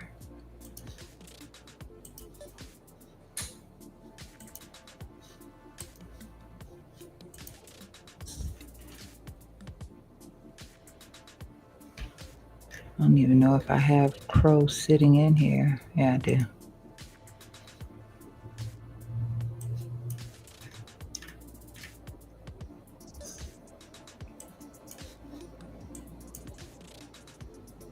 Crow's still looking good. Like that nice little green candle we got here on Crow too. Yeah, Crow still looks pretty decent. Come on, Bitcoin, wake up.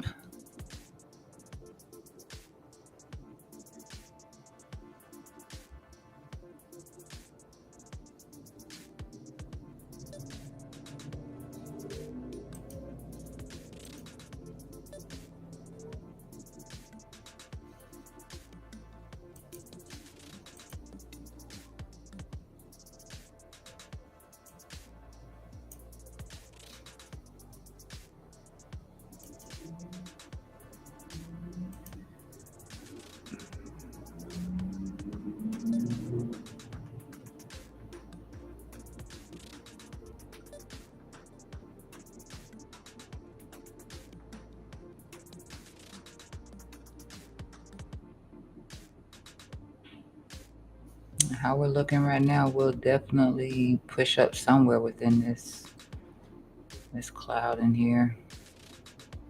I don't like that, but hopefully it plays something like, yeah,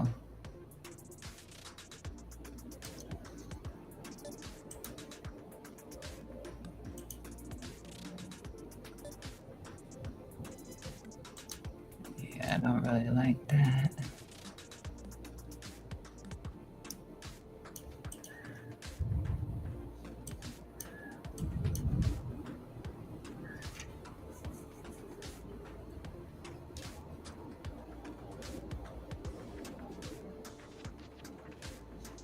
Push up, we could push up into here though, just like we did over here and just like we did over there. It just won't be breaking out of the top side or anything, likely.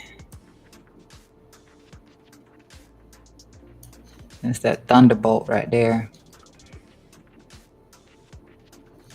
And I hate sometimes how I don't turn this one on because I really love this indicator when it jumps up like that.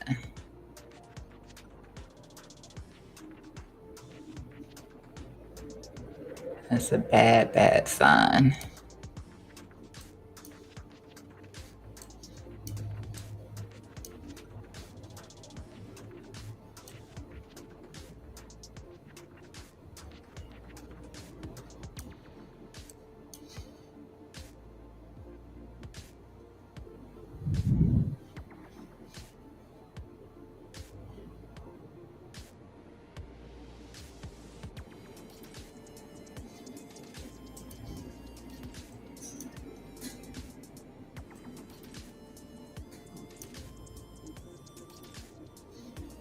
Let me make sure I got this drawn out right.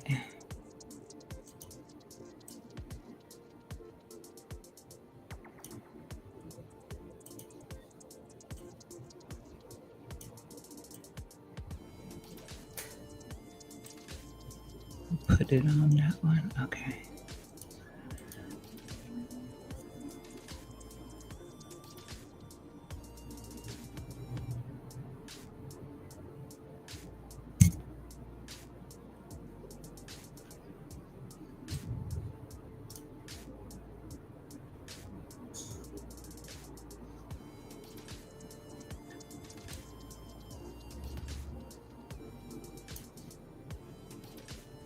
little bit of a rising wedge formation here. That's what we actually are looking at. Hard to see sometimes, which is why I like to use this indicator, because a lot of times you'll see a different pattern throughout here.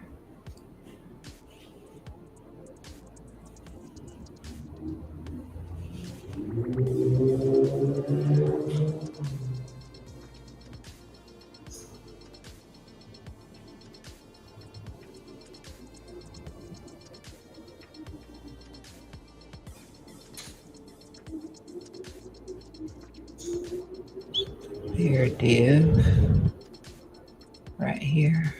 We got that bear div right there.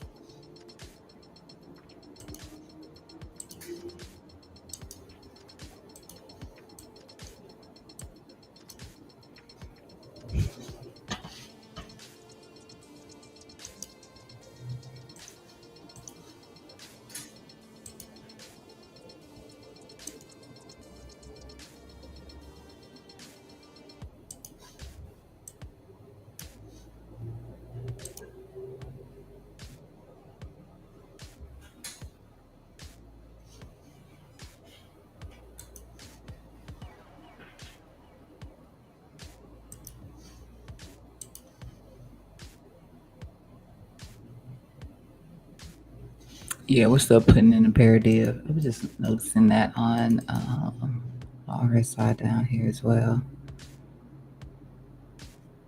Even though this does look pretty nice in here, this whole rise across here.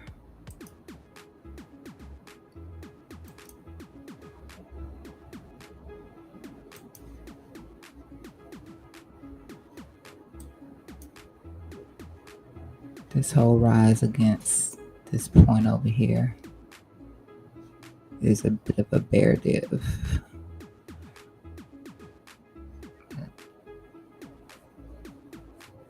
MACD still positioned to the upside. Delta is the one that's flattening out.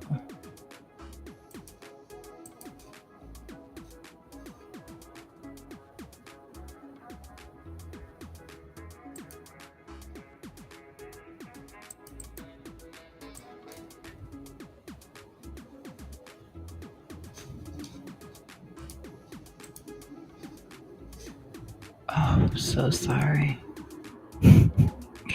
Sometimes I get a run in my mouth, and then I don't even have you over here on the right screen.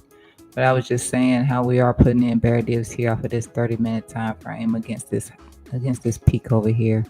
So you can see how we're RSI is rising up, but we're not getting above here.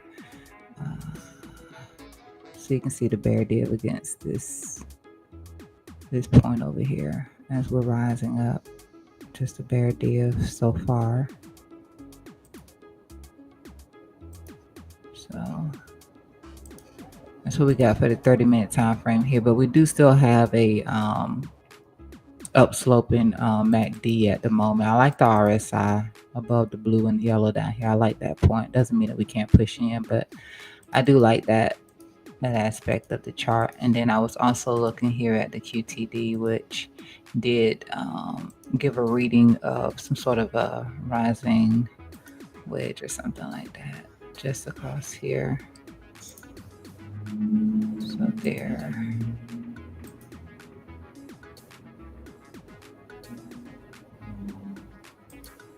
So there's some sort of a rising wedge structure in here right now off of the 30-minute time frame. But like I said, if we push up we could still do something like this. See how we just kind of pushed into the cloud, but we rejected. So you're not actually looking to break the top just yet. I know I was looking at this box right here.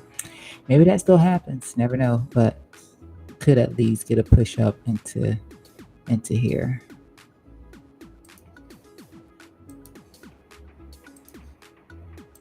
As we continue to coil in here, whatever little flaggy situation we have going on in here, we are still just coiling for an explosive move, some sort of an explosive move. The delta is kind of flat. It's kind of flat, but it doesn't mean as much when the MACD has a nice posture, especially getting close to the zero line. Because if the MACD crosses up, versus it appearing as if the delta is crossing down the MACD is actually crossing up the delta. That'll be the difference. Like over here, you can tell that it's the delta crossing down the MACD. You can tell it right here. So with this move over here, you can tell that that was the situation. And then over here, you actually have the MACD crossing up the delta in here. And so you get a nice strong push up. So I want to see that instead of this.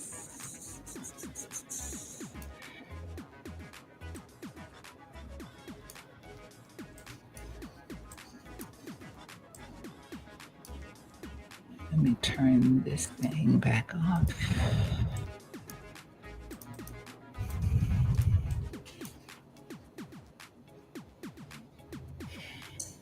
All we can do is wait, and wait. Yeah, we're gonna get a drop, another little dip in here, but we do need to hold here. A little hold on our dip. 109,650.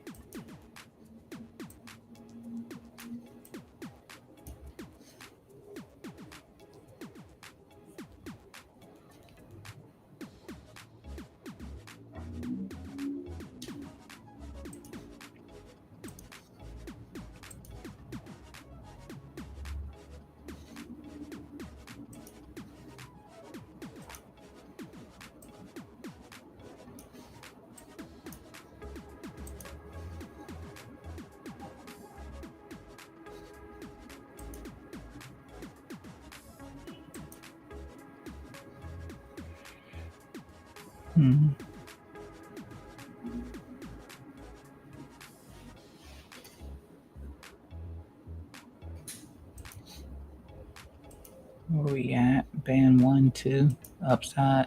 Yeah, we're within the band 1 and 2. So, I mean, we can already see without a Bollinger, like I said, we're coiling in here. So we are tightening for some sort of a breakout or breakdown.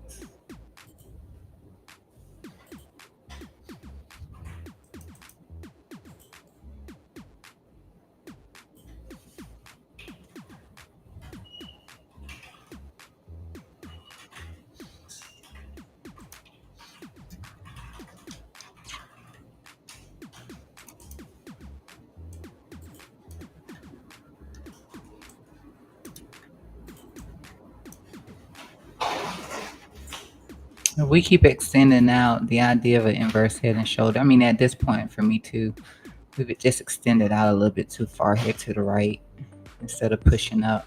So I don't know if I can still regard this. Actually, I can't. I can't still look at this and think that it's some sort of an inverse head and shoulders in here. We're just going out too far to the right.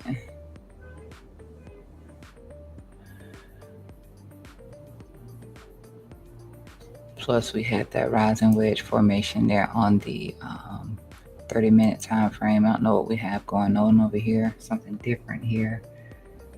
But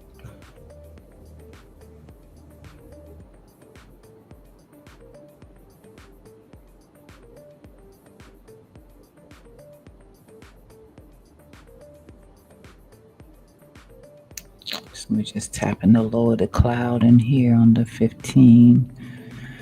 Let me see if we're even above it over here. So we are above it on the 7-minute, which is cool. 7-minute above it. And of course the 5-minute. Holding it. But tapping it over here. Which is in line with that momentum line over there on the 1-hour time frame.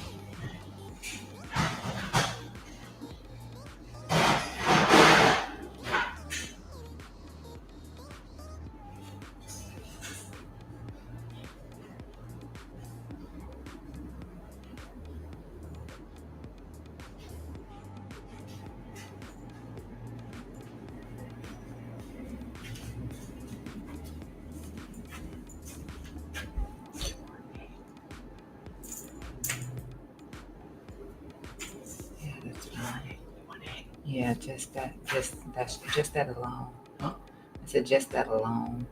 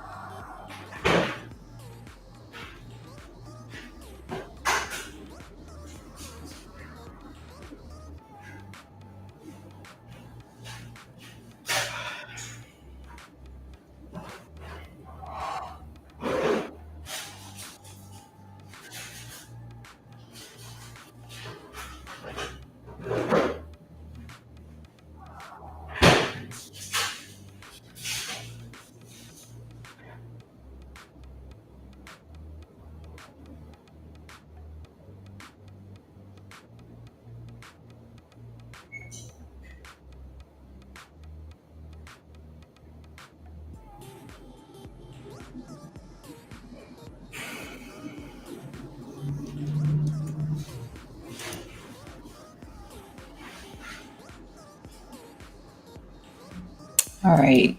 We're doing absolutely nothing. Um, and the boredom is absolutely killing me. So, with that said, ay, ay, ay.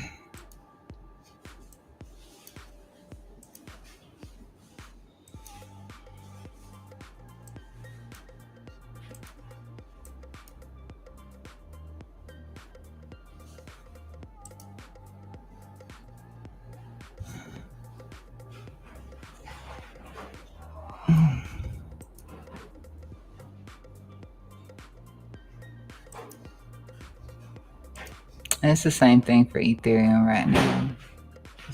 Same situation with ETH.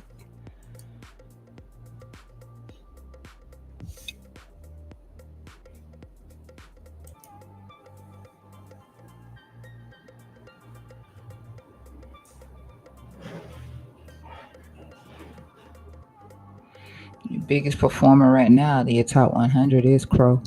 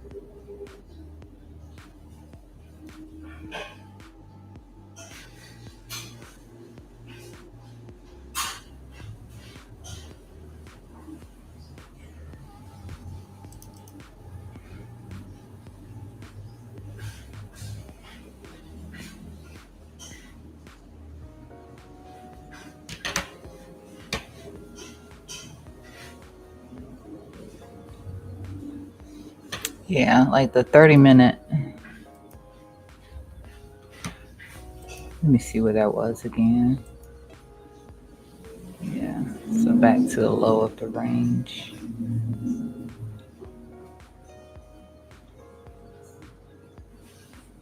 We just got to continue to hold here. That's it. So it does look like we would swing back down here. Just that 30-minute.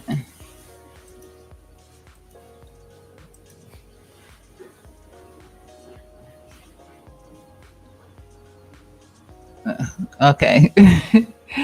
That sounds like a great idea. Because we're not doing anything right now.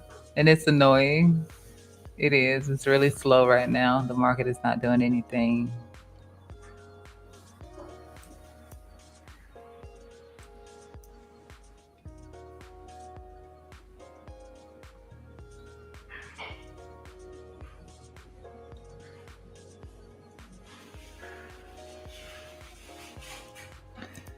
All right.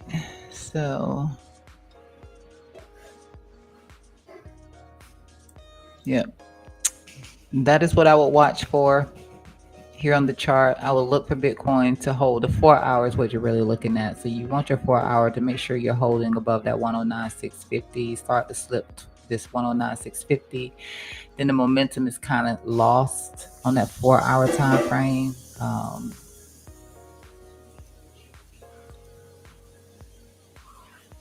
And it may just be a quick flush or something like that. But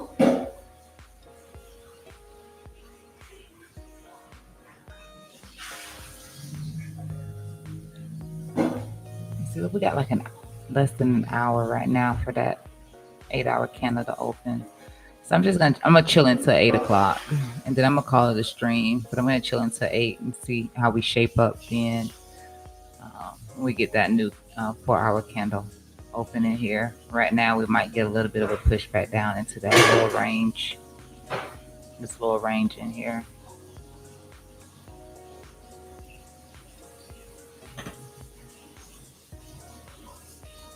We don't really have any data today.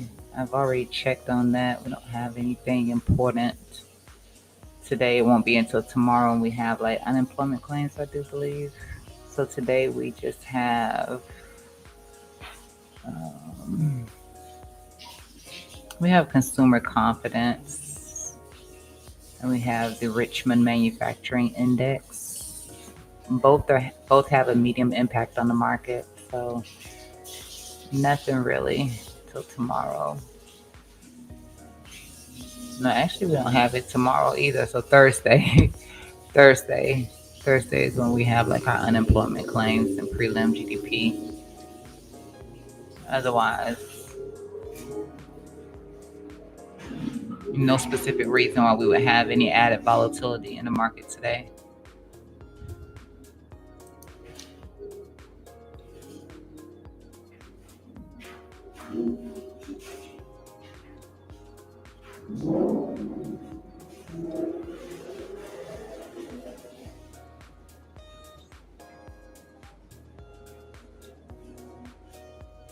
How about I went to sleep last night about, I don't know, maybe 8 o'clock, and I'm still tired.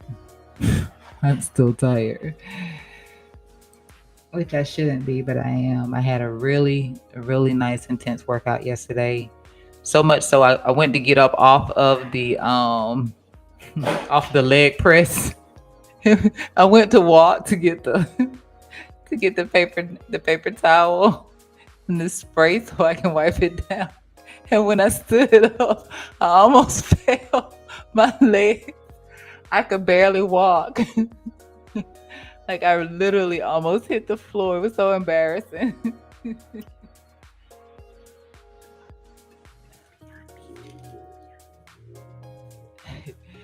It was so embarrassing. My little legs were so weak. And then I had to walk all the way back home too, because I walked to the gym, which is probably about it's only like a 2 mile walk to get to the gym. So I did my 2 mile walk to the gym. So that was supposed to be my warm up.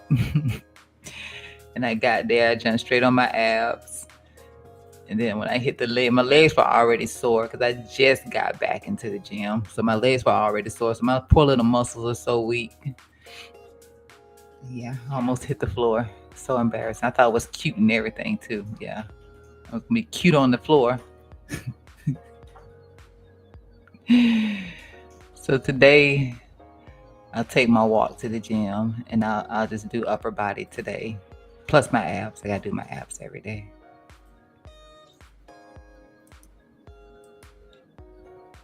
And then maybe my arms won't be working today. Oh boy.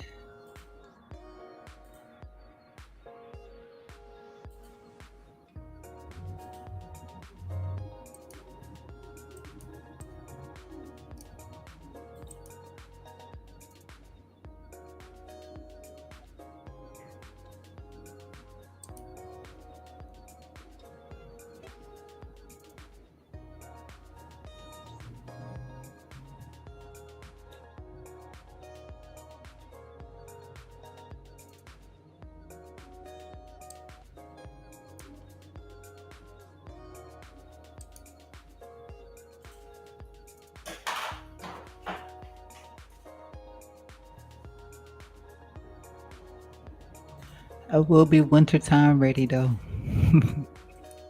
And you know how somebody's on the equipment before you and how much weight they have on. I'm a very challenging person. So I decided I wasn't gonna move the weights. I can do what everyone else is doing. And honey, that's why I barely could walk when I got off of that equipment because I knew it was too much for me at the moment. I need to work myself back into being in the gym. Trying to go in there like the Hulk. Just my second day back. uh,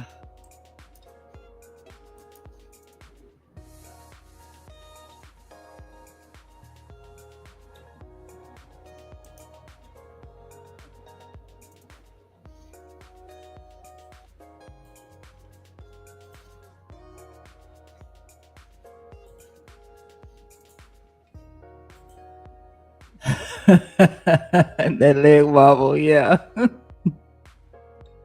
It was embarrassing though. Kareem, I was so embarrassed. I tried to play that walk off too. 'Cause I was about to be on that floor. And that's what I get trying to flex. Knowing dang well them weights were too heavy for me and my legs were just tired.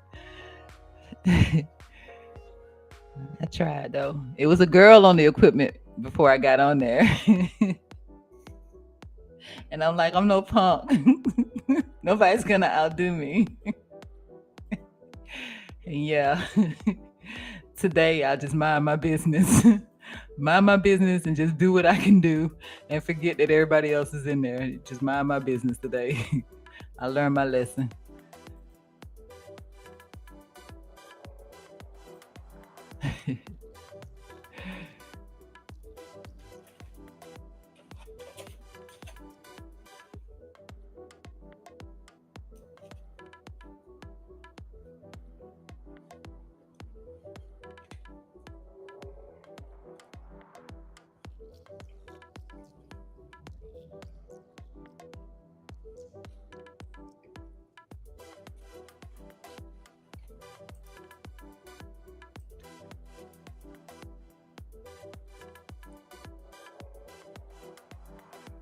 All right, so we're about to hit our low of the range again.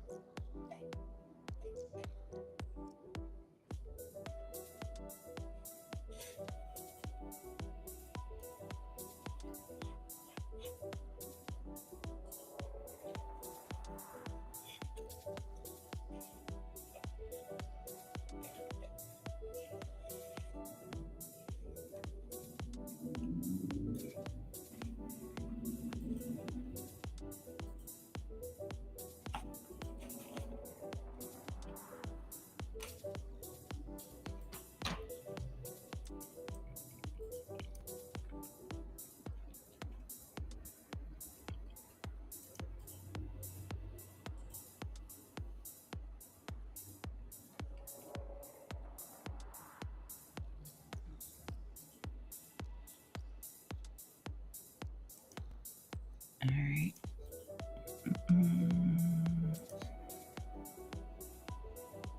I'm just gonna check that 30-minute again. That was probably our low of volatility here off of the Bollinger. Yeah, standard deviation 1. A mark of honor. Yeah, it is. But she was younger than me. She was younger than me too. I'm starting to feel some age kick in on me.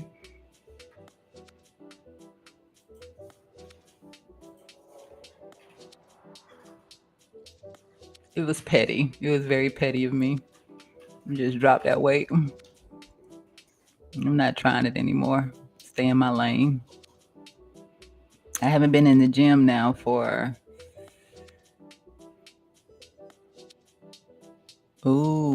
sadness. I haven't been in the gym for it's not that I require the gym to work out because I don't. Um, I've been working out around the house and stuff, around the apartment. I've been working out, but I haven't actually been in the gym now for maybe 4 years. I haven't been in the gym. My muscle memory is still there. I'm still very much in shape.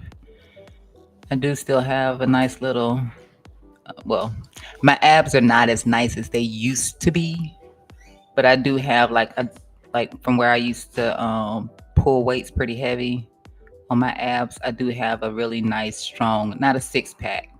I got a nice muscle at the top, like very defined. You can see it and across my sides. I have nice abs across my side too, but I got some work to do right now.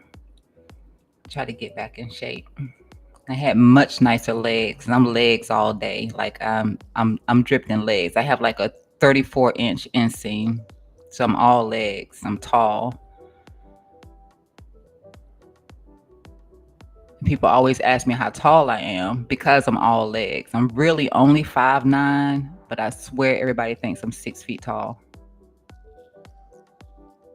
So I'm really not gonna gain any weight anyway.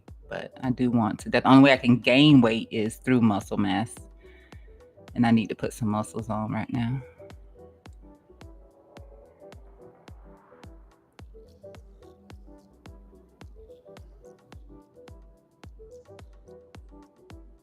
I was a track girl.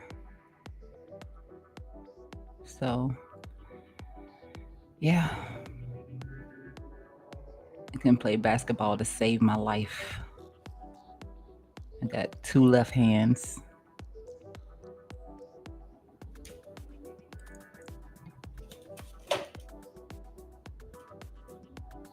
I never cared for modeling. And that's always what they ask tall people. You play basketball, you model. And I did model for a while, but yeah, just not an interest.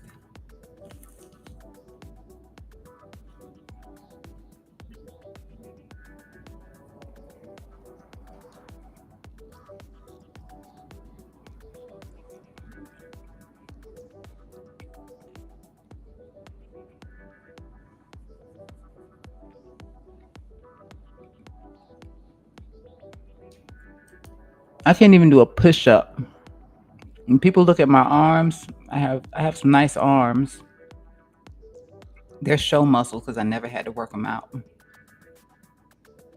I can't do push ups. I can't even do one.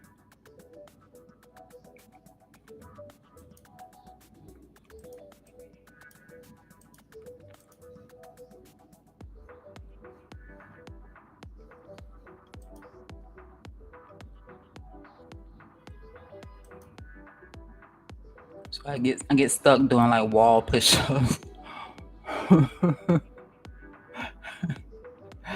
I don't know why I can't do them. I could do some pull ups. I can't do push ups.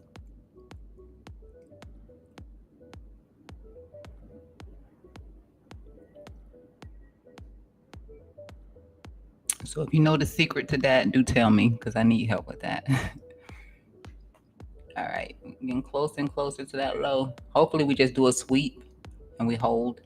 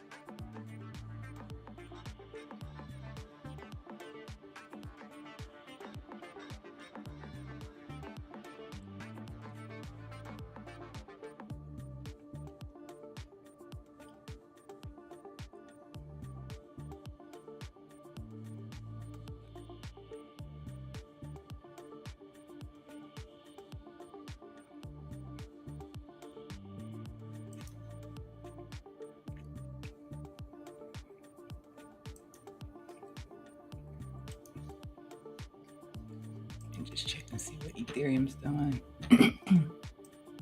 Got a rejection truth too. Crow still pushing.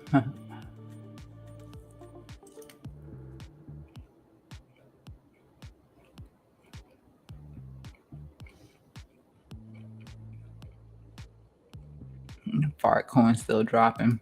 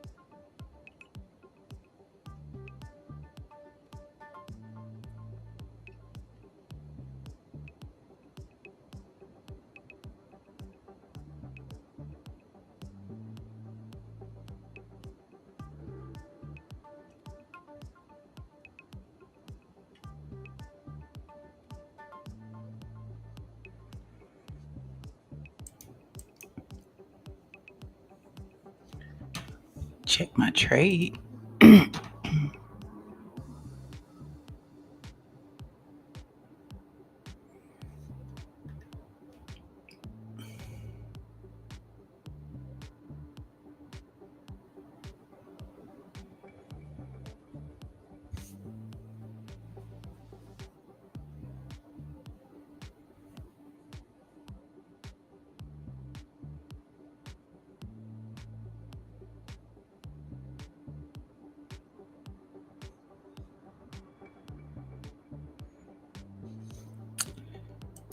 Oh boy. Oh boy. Maybe we get some bullish divergence on this little drop right here. That would be cool.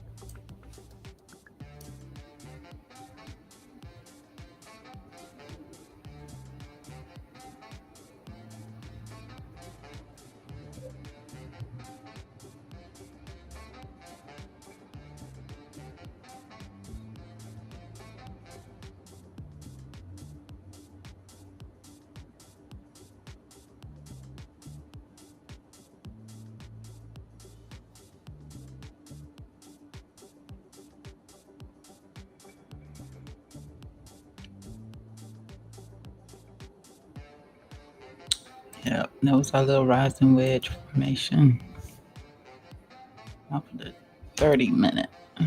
Well, use 30. Looks a little bit more inclined with the QTD.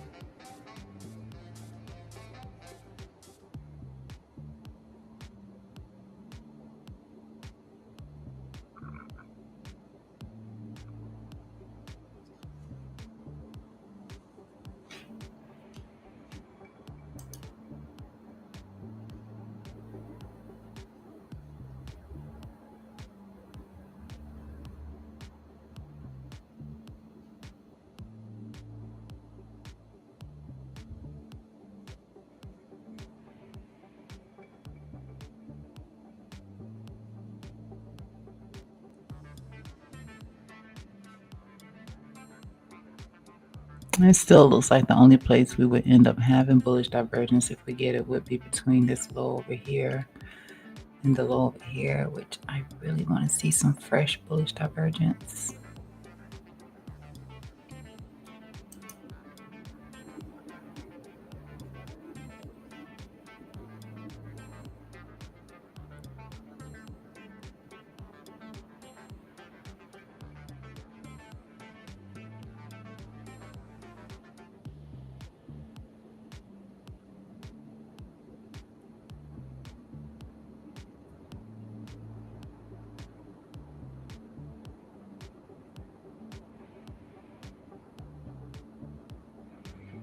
Hmm.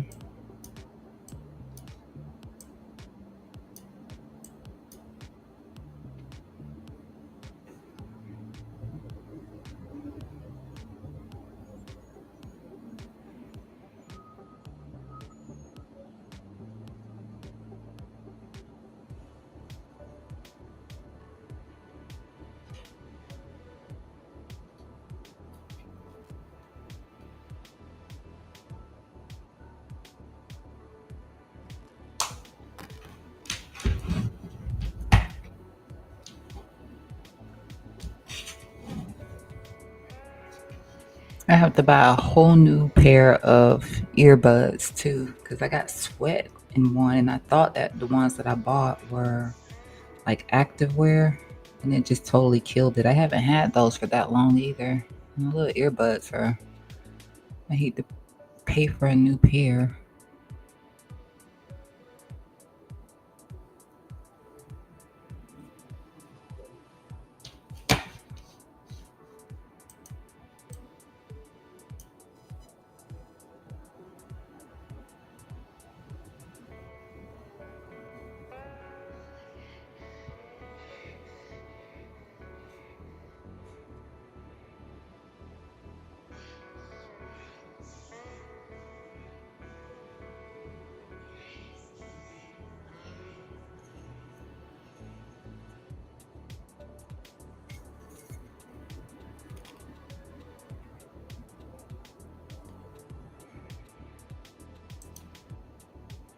All right, so we've taken that low now.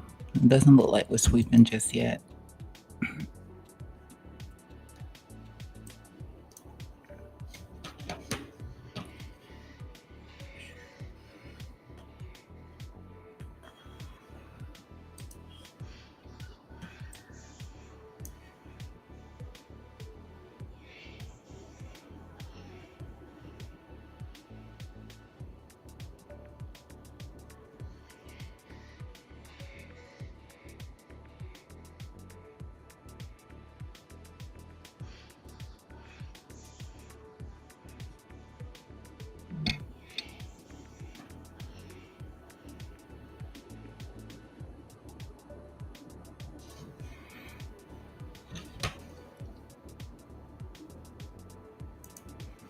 So we could say, yeah, we'll get some better.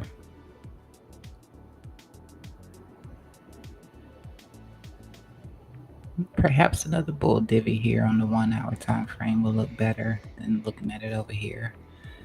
If we do push in, dang, we need to hold.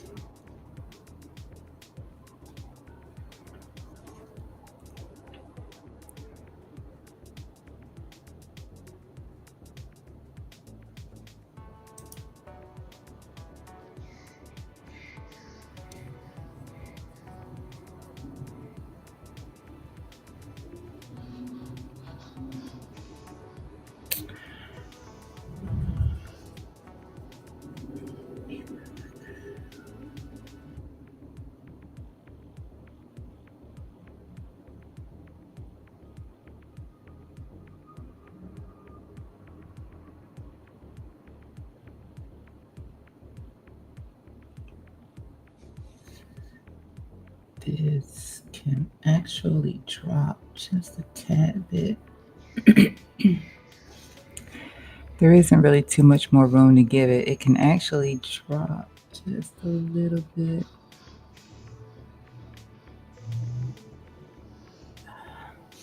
I hate to move it though.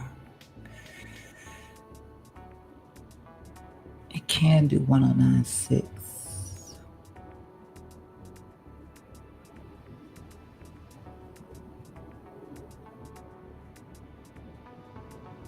It just feels more secure to just say 650. But it can do 109.6. So just let it do its thing.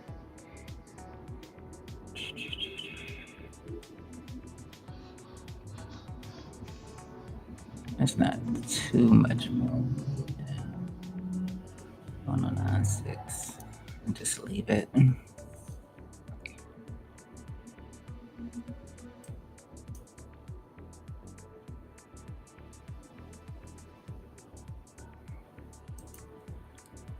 Yeah. Just leave it alone.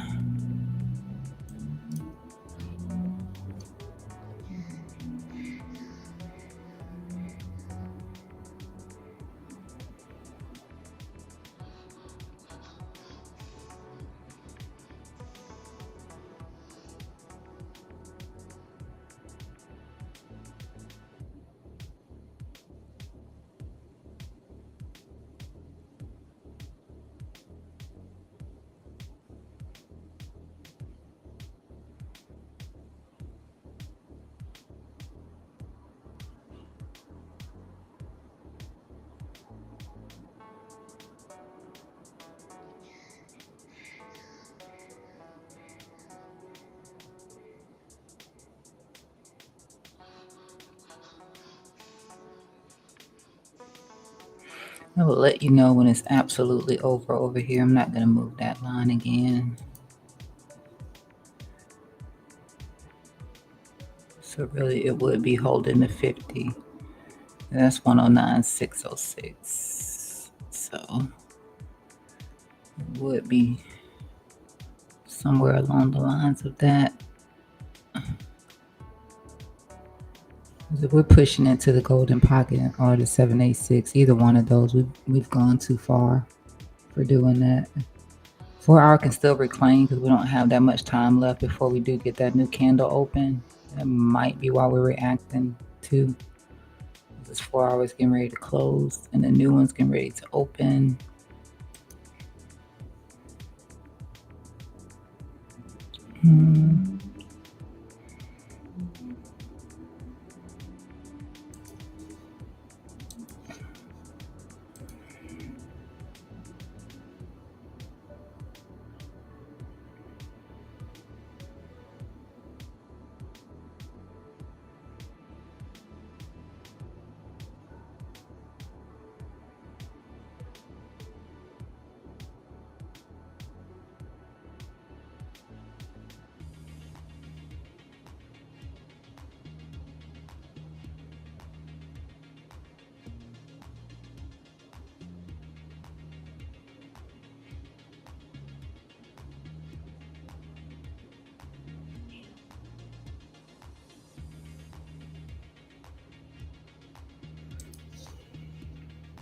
Let's see.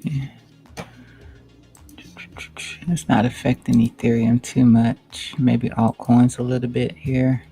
Dominant stick does have a red candle on that 1 hour now. Let me just.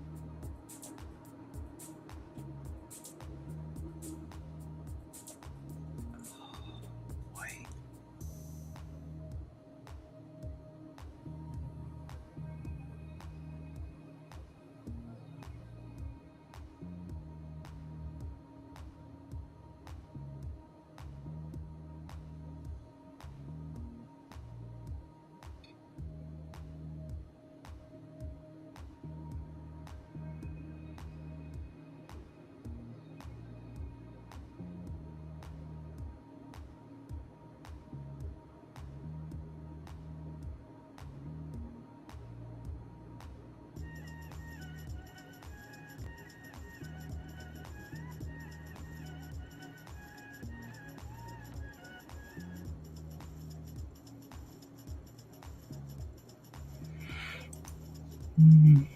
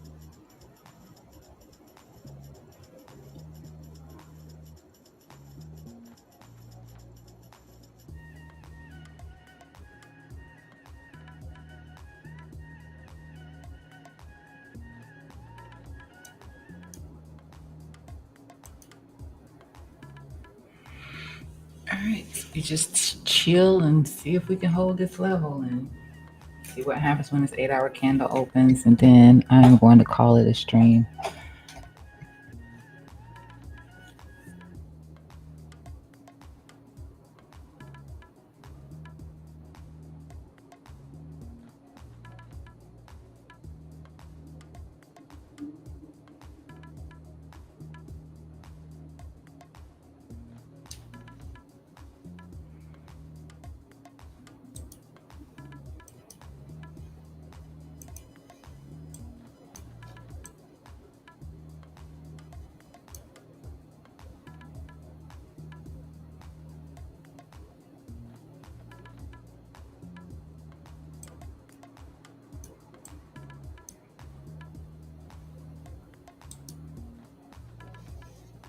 Ay, ay, ay, ay, ay.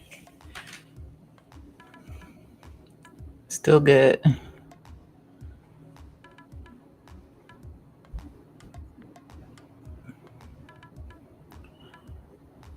but very borderline.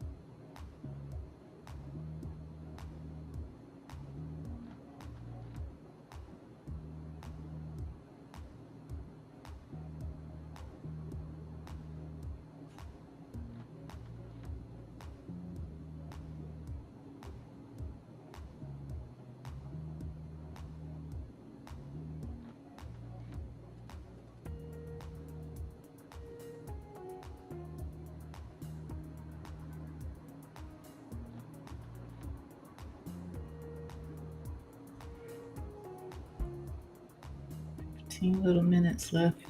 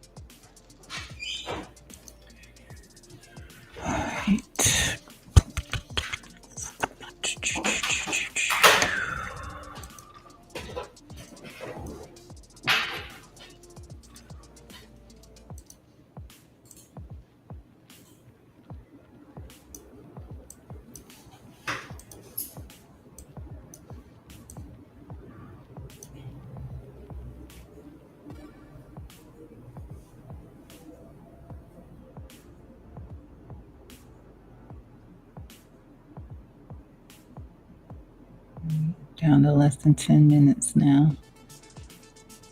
It's still fine on the 4-hour time frame, even though we keep dipping below this little line in here a little bit. It's still fine on the 4-hour.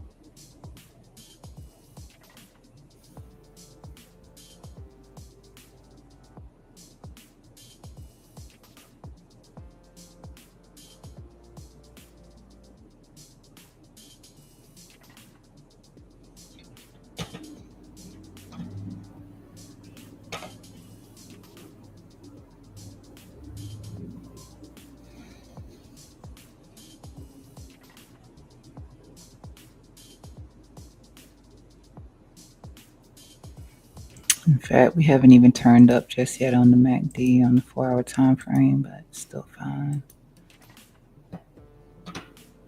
But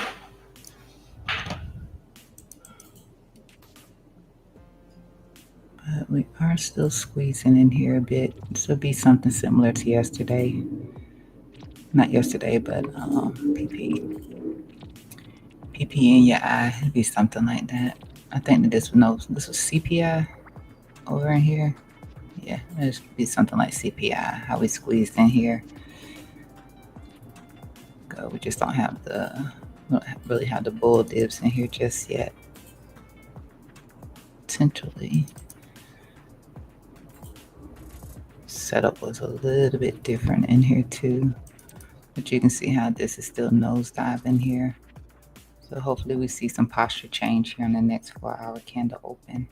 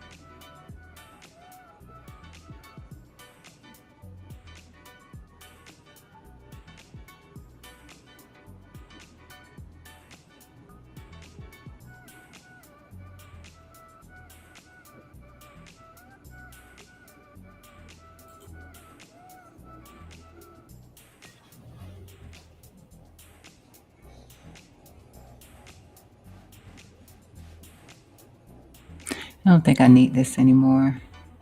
Let me see. Actually, I'm gonna hold it for a little bit because it could just still be a sweep off of the 1 hour time frame since it came from the 1 hour. I don't really feel like I need it anymore.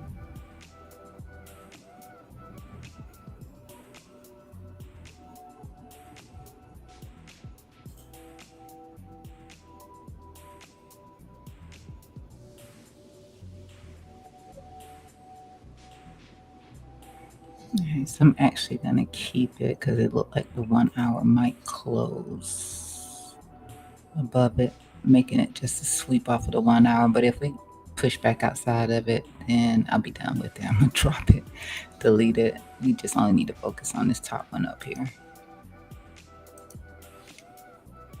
And that's a nice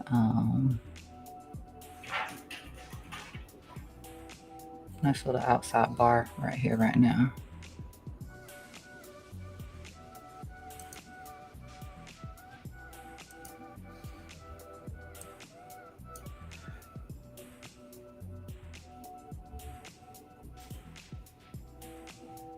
Yep, and then we got a nice little potential shift in here.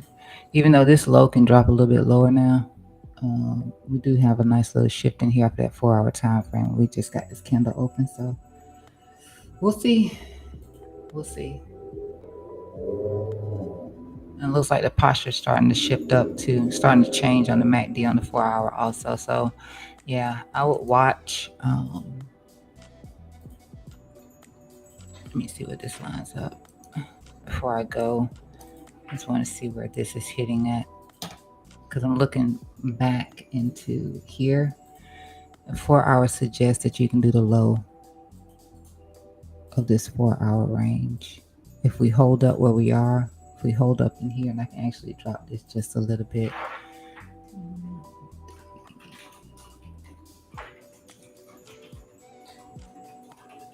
Can drop this to like 109,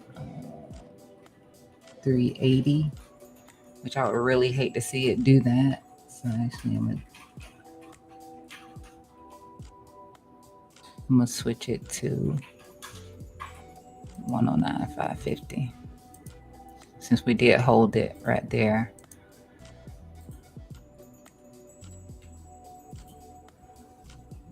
I'm gonna do it like that. And we might come back out of this. So I'm gonna take this away. So you want to see a push up above there. And let me see where this lines up. If it lines up with that low over there. No, it's actually above it. So I wouldn't really, yeah, I wouldn't focus on that too much. Maybe the lows in here. Because that's what the 4 hours suggests, that price could just come back into this low here, which is 111,974. So like, yeah, maybe like 112, even something like that. I wouldn't really expect it to do more than that. Maybe after a couple of, maybe one more candle open on the 4 hour, potentially.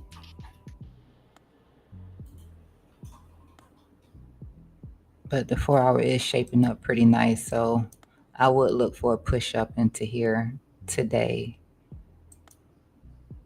as long as we're respecting the boundaries. I would look for a push up into here today. And just say 112. Kareem always gets it right. So, yeah, let's say 112. And with that said, I'm going to leave you with that. Just looking to respect the boundaries in here. And as long as we're doing that, then we can see that push up to about 112. Outside of that, if we're not respecting these boundaries, then we could get into that golden pocket. And I'm sure you remember where that golden pocket was at. Back over in here. That long setup is off of this low, so you are technically still within these bounds here. 108, 108, 373. Somewhere between that and potentially the golden pocket. If we start to not respect the boundaries and we get a push down, that's as much as I would be looking at, honestly. This the 4 hour just looks so much different. Like, it's definitely setting up for a long play. Like I said, yeah. So I appreciate you. Thank you, Kareem, for all your help today. You're great.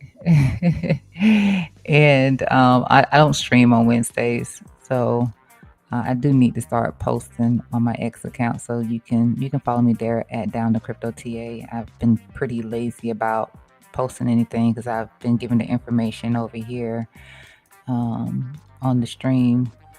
But I will put some updates in there tomorrow. Or if I see anything that's really anything outside of what I covered today on stream, I'll post on that. But if it's exactly what I posted, then you won't hear from me on my account. And I will see you on Thursday morning at 5 a.m. And thank you again for joining me.